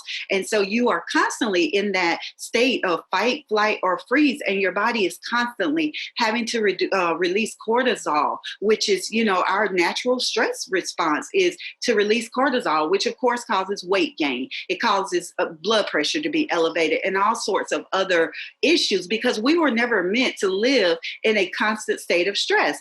Back in our ancestors' days, we needed all of that. We needed that adrenaline. We needed that cortisol. We needed that fight, flight, freeze response, because, we might have been facing dinosaurs, or there might have been a tiger loose, but now the dangers aren't necessarily so pronounced, okay? And a lot of our stresses are more perceived. And I always say sometimes some of our stresses are imposed because we sometimes are in charge of how we respond. Now, some of our stress may be superimposed upon us by other people, but still we always have a way, or we always have the right to choose our response. You know, just because something is a crisis for someone else doesn't mean it has to become a crisis for me. And one of the things that I often stress to my clients, or when I'm speaking, I speak to groups like Department of Social Services, and I've spoken to other groups, nursing care facilities, rehab facilities. And I always stress to them that sometimes as healthcare workers and helping professionals, we've got to learn how to care without carrying. And when I first mentioned that to one of my groups, they looked at me like I had three heads. Like, what do you mean, Giovanna? There's no such thing. Actually, there is such a thing as caring, but not carrying. And what that looks like is that I can care about the people that I'm serving. I can care about a loved one that I'm taking care of. I can care, but I don't necessarily have to carry the burden and the weight of it. Now, I might still be responsible for meal prep. I might be responsible for their doctor's visits or their medication, but I still don't have to carry the burden. And that, again, is where self-care and relaxation and those types of things becomes critical. How are you caring for yourself also in that process so that you aren't carrying?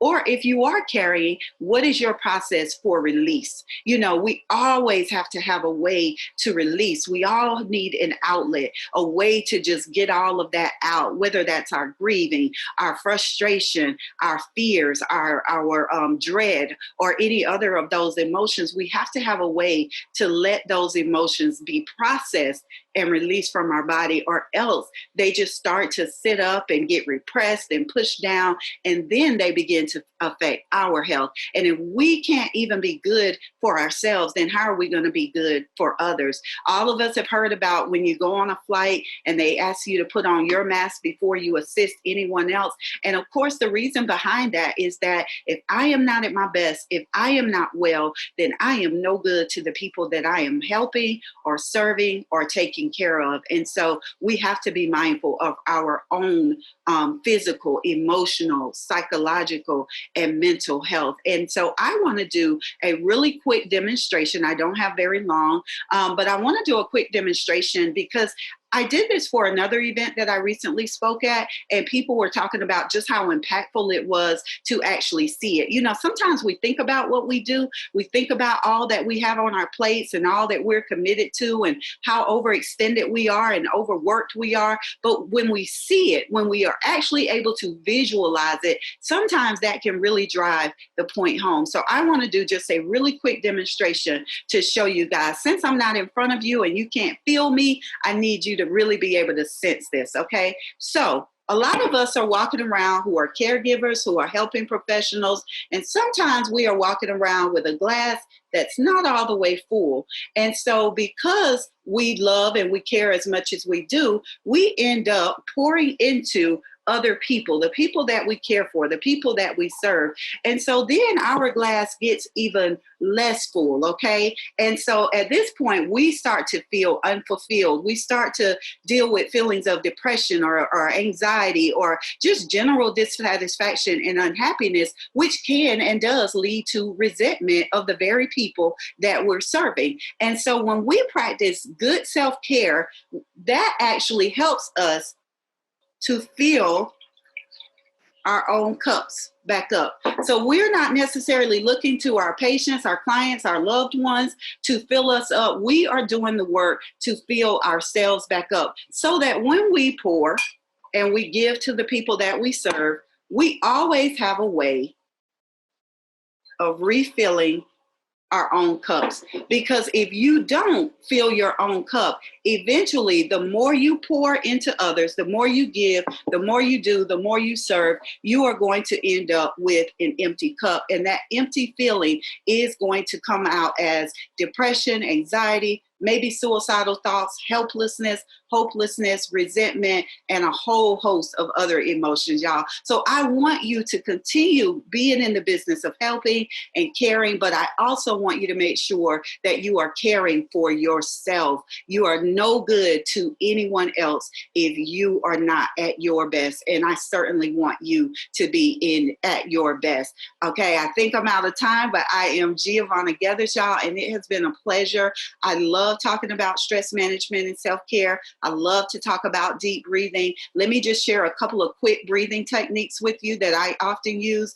There is one called 4-7-8, where you're going to inhale for 4 seconds. You're going to hold that breath for 7 seconds, and then you're going to exhale for 8 seconds. Try that for about 3 to 5 minutes. Then there's also even breathing, where I may breathe in for a count of 5, and then I may hold that, and then I'm going to release and exhale. And thank you, Dr. Macie. I'm going to exhale for a count of 5. There's other breathing. Of course, there's prana in yoga. There is the Oshan breath. There is a psychotherapist in New York, Dr. Belissa, who only does deep breathing with her clients. She no longer practices traditional psychotherapy. So those are some easy techniques, you guys. You can Google, you can go to YouTube. There are guided meditation videos, guided breathing videos that all of us can utilize just to help us better take care of ourselves. And it really only takes 5 to 10 minutes a day. You are worth 5 to 10 minutes a day for all that you do. I salute you. I thank you for everything that you are continuing to do.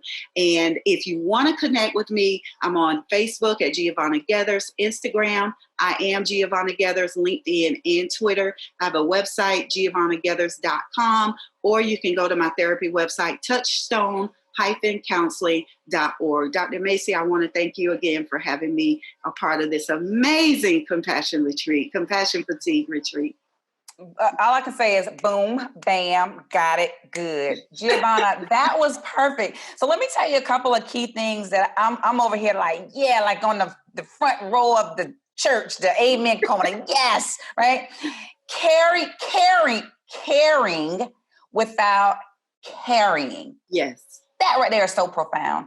Yes. Caring without carrying. Mm-hmm. That spoke volumes right there, because people don't even realize that they're carrying mm-hmm. their cares of other people yes. into their own lives, and it's impacting their lives. That absolutely aligns with my term, chronic caring. Wow. Or chronic caregiving. So look what we just did here. This is what we just did, Giovanna. Yeah. When you're caring chronically, or when you're dealing with chronic caring, mm-hmm. you are caring while carrying.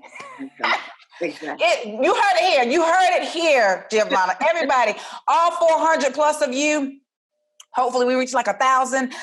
You heard it here. When you are chronic caring, you are carrying. Boom. There it is. Absolutely. Thank you so much for those breathing techniques, because I always wanted to do it, but I forgot to count, and I didn't want anybody to pass out on my watch, because I'm not a real doctor. I'm a doctor of education. I can't, do CPR and stuff.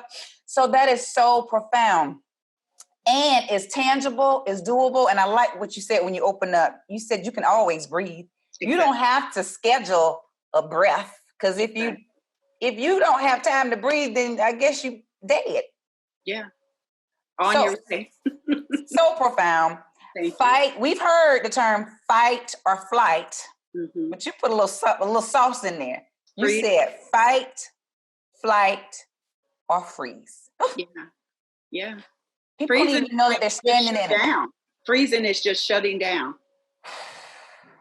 Yeah, those were that 15 minutes that you spoke, it was very strong. People don't even realize that they're shutting down. They don't realize that they're stuck in it. They haven't moved to the next level. They have not moved through it. They have not gotten on the other side of it. They think that they have, but physically, mentally, emotionally, you're still there. Even when you actually move physically out of it, you're still there, Yeah. But you have absolutely given us something to think about. I want to thank you so much for your time. Thank you for your presentation.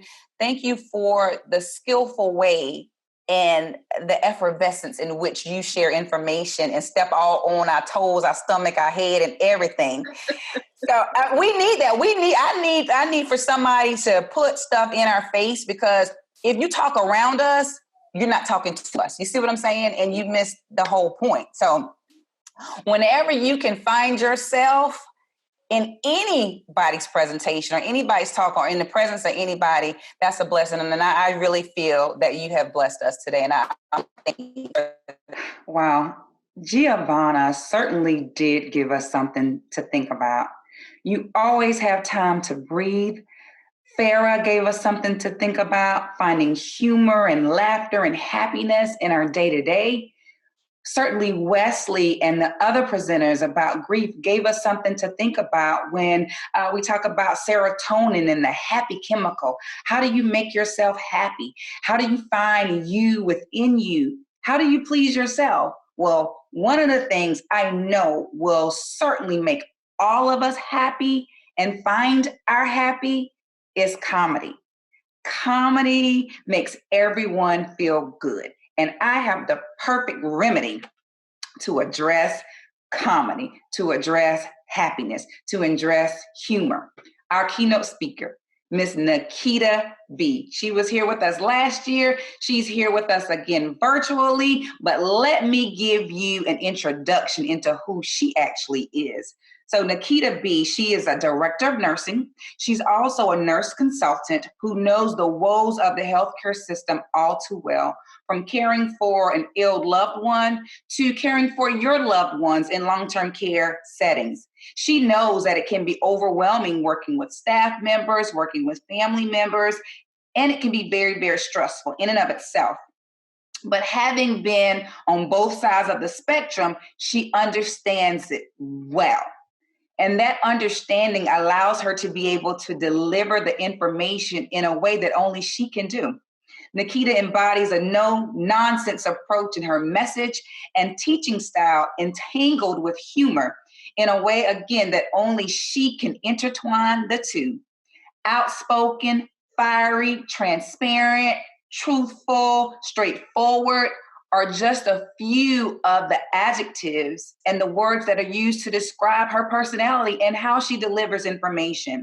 She's been featured by local networks, BET networks, the Impact Network, TV One, Black Network Television, All Nations TV, Clean Comedy Radio, and Bounce TV, encouraging people to laugh their way to the life they love. I want you to put your hands together and get on your feet if you can for my girl, your girl, our girl, Miss Nikita B.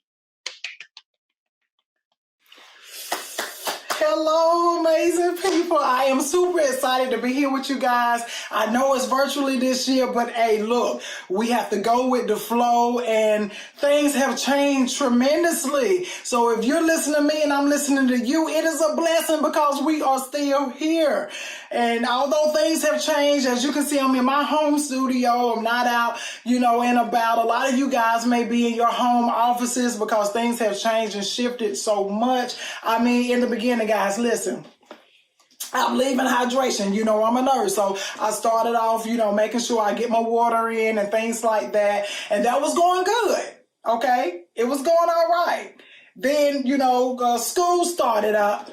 And somebody had a bright idea that just because we brought children into the world that we were equipped to teach them. Now, we can train them on some things, but everybody's not a teacher, okay? So I started with, the tea. I started with, drinking tea because I'm not a coffee drinker. Then, I had the little juice or whatever. Then, look, everything has to have a meaning. I'm trying to can with you, but I cannot. So I went from, the tea in the mornings to, get me going the juice. I was having to start back with affirmations. You are a good mom. You are great. You're kind. You're important, because it was taking me there. Then I figured out, you know what? There's other ways. There's other options. So I did what any good mom would do. And I Googled breakfast wines. You understand? Because the best things to waking up is whatever you choose to put in your cup. You hear me? By any means necessary is what I'm telling you. I have never in my life, listen, never in my life had a child that did not belong to me stress me out the way that one particular little girl stressed me out, family. Susie,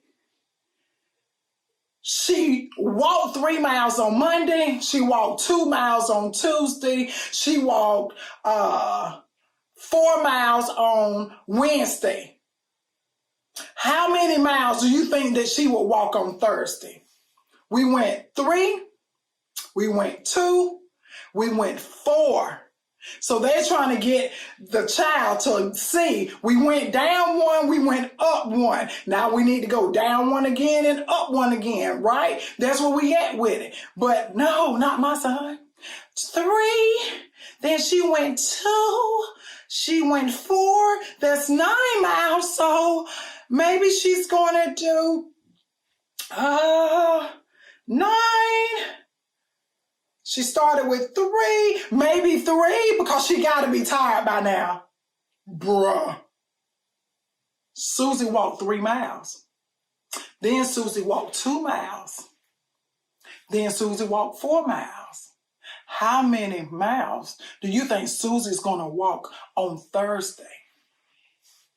Well, like if I were her, if I did 3, then 2, then 4, that's 9. The next one is 10. She's going to walk 10 miles in 1 day. In 1 day, I got so frustrated with Susie and these miles. I started just asking, regular parental questions. Where's Susie's parents? First of all, why is this baby walking that many miles in a day? Does she have her mask on? It's COVID-19 out here. Corona is going about her business in and out. She like the devil. She's seeking who she can and will devour.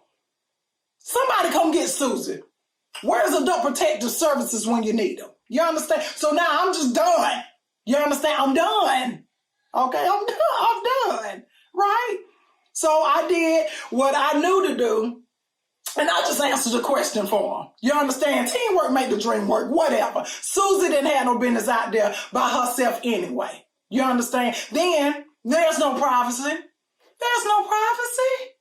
Baby, knocking on the door, wait for an answer, then come in. No, we wasn't doing none of that. No, we wasn't doing that. You know what happened? Just bust into the door, right? So my husband started doing this thing. Anytime our son just come to the door, don't come in here, your mama naked. First of all, why I have to be the one naked? Why you couldn't say I'm getting dressed or you naked? Why we had to do that, sir? You understand? So bust into the door. Now that stops him though, because I want to give mom her privacy. Now, fast forward. We're at Walmart. I'm in the bathroom. I hear him say, Mom. I was like, don't come in here because, this is a female's bathroom. He can't just walk in here. He says, oh, I'm sorry. I didn't know you were naked. Son, first of all, we in Walmart. Second of all, people gonna think I got something wrong with me mentally if I'm getting naked in Walmart. So what help me help myself is what I'm saying. Then his father, he gets so frustrated. Things are so different, y'all. His blood pressure done ran up. Now he got high blood pressure because we trying to balance things out. Stress will run your blood pressure up. So for all of you who are doing this wonderful work for everything and everybody, you must remember that you have to take care of yourself first. Because the quickest way for you to fast forward yourself to Jesus is for you to be stressed out, overwhelmed, and not taking time out for yourself. And in men, you have high blood pressure problems and you have to medicate that problem because your pressure is up. Other things are going to be down. Okay? Please and thank you. Other things are going to be down. So now the whole love language, if you get my drift, is completely different. Now, if anything we're going to attempt to do anything, that has to be scheduled as well. So now, the new thing is, just drop hints. I just walk by and be like, hey, don't take your medicine yet. He already know what it is. You understand? That's where our life has come to until this thing balances on out. So to each his own, baby. If you've made it this far, you've done a great thing. Then I started being thankful for small things, like real talk. I'm like, you know what? I am thankful.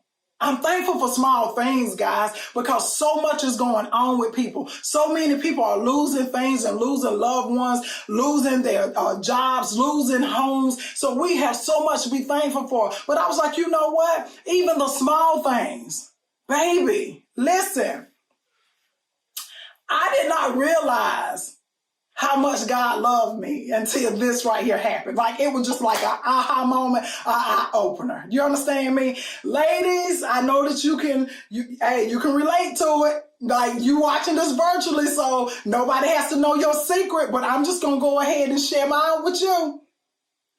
I was out at a public event, socially distanced, of course, and I had to go to the bathroom.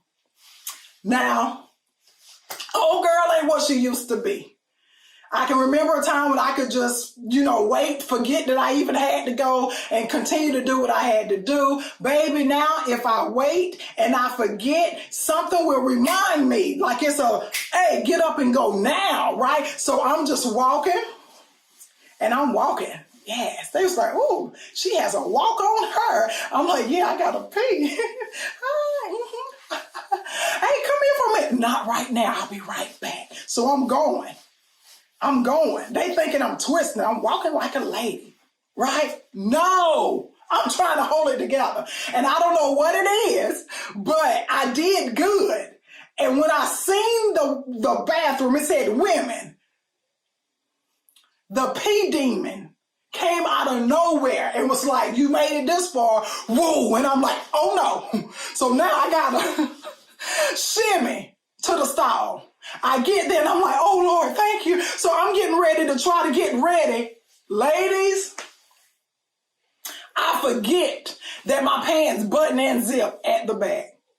Have you ever thought that you were ready for something? And you was getting ready and you was not ready? Baby, I was salamandering.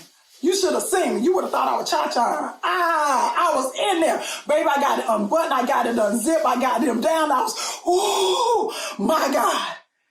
I made it. When that happened, I was like, oh, the Lord loved me. He doesn't have to love me the way that he does.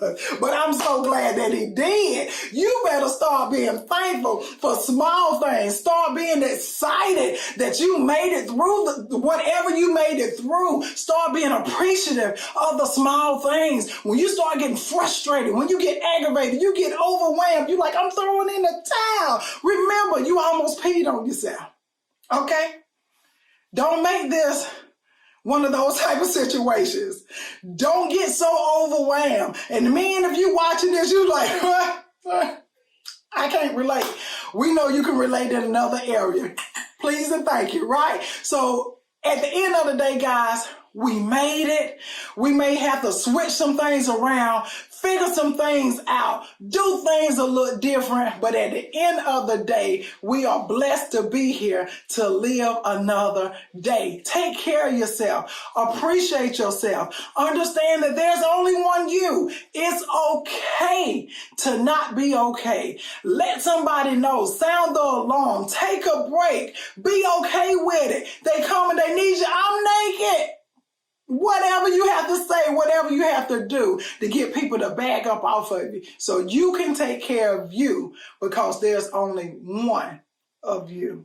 Guys, I appreciate you so much. I hope you have a super excited time and you continue to gain nuggets from this amazing conference as I continue to be tuned in with you as well. And until we meet again, remember, you are somebody, so am I. The Lord loves you, and so do I. Till we meet again. Hi everyone, Crystal Fry here with Absolute Total Care. As the presenting sponsor of this year's Compassion Fatigue Retreat, it's an honor to close out this virtual conference that supports so many helping professionals, so many caregivers, so many people who give of themselves by taking care of others. You are all heroes to me.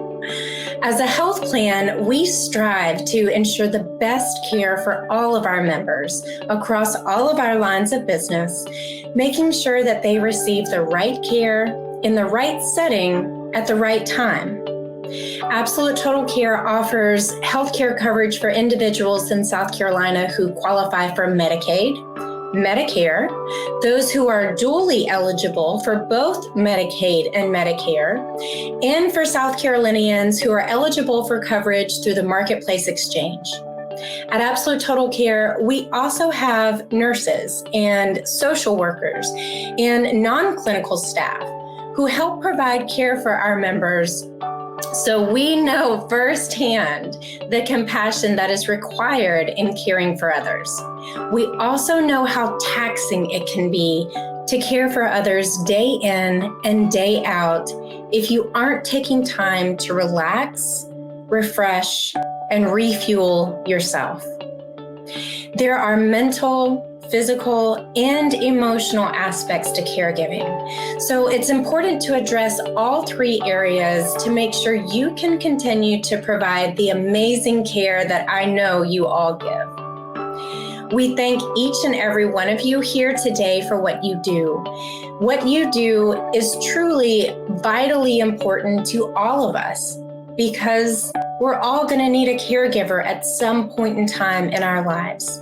So thank you for what you do every single day. We depend on you day in and day out, which is why we support the Compassion Fatigue Retreat, because we know that it's going to support you. It is truly an honor to partner with organizations like Diversified Training Consultants and Dr. Macie Smith, who provide uplifting educational opportunities to support the caregivers in South Carolina and beyond.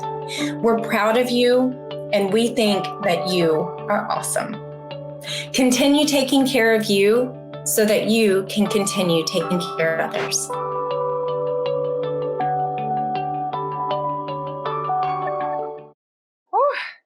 We made it. We made it to the end of our third annual, first ever, hopefully last, virtual Compassion Fatigue Retreat. Thank y'all so much for staying with us. I hope you enjoyed yourself. But most importantly, I hope that you were able to take away some nuggets, some tools, some tips, some strategies on helping you identify the signs and symptoms of compassion fatigue and those strategies to help mitigate those signs and symptoms so that you can be the best helping professional or family caregiver that you can be. Got to give a special shout out to our sponsors, to our presenting premier sponsor, Absolute Total Care. Of course, they are more than just a health insurance plan. They're our healthcare partner, Absolute Total Care. One plan, always covered. Thank you so much, Absolute Total Care, for your partnership this year, and I look forward to partnering with you again next year. To our virtual sponsors who had a heavy hand in helping us pull this off, Wellmore of Lexington, South Carolina, and Wildwood Downs of Columbia, South Carolina. All About Seniors Magazine, First Light Home Care, Sweet 65 LLC, South Carolina Uplift Community Outreach, Star Capital Incorporated, Goose Creek Manor, Professional Development and Training Services, LLC, HBCU Times Magazine, Right at Home, Solstice Medical Group, Premier Counseling, and Lisa's Care Connection. I want to thank you all for your time, your commitment, and your support to helping us pull this first ever virtual Compassion Fatigue off. To Tasks by Tanya, thank you so much for your administrative support. And to Free Thinkers Radio, David Pendergrass, thank you so much for producing this conference for us today. To each of you, if no one has told you today or has ever told you, I appreciate you. I love you. I love your dedication. I love your commitment. Thank you. I hope to see you again next year. Maybe not virtually, but definitely face to face. I want you all to be safe, stay safe, save a life, and mask up.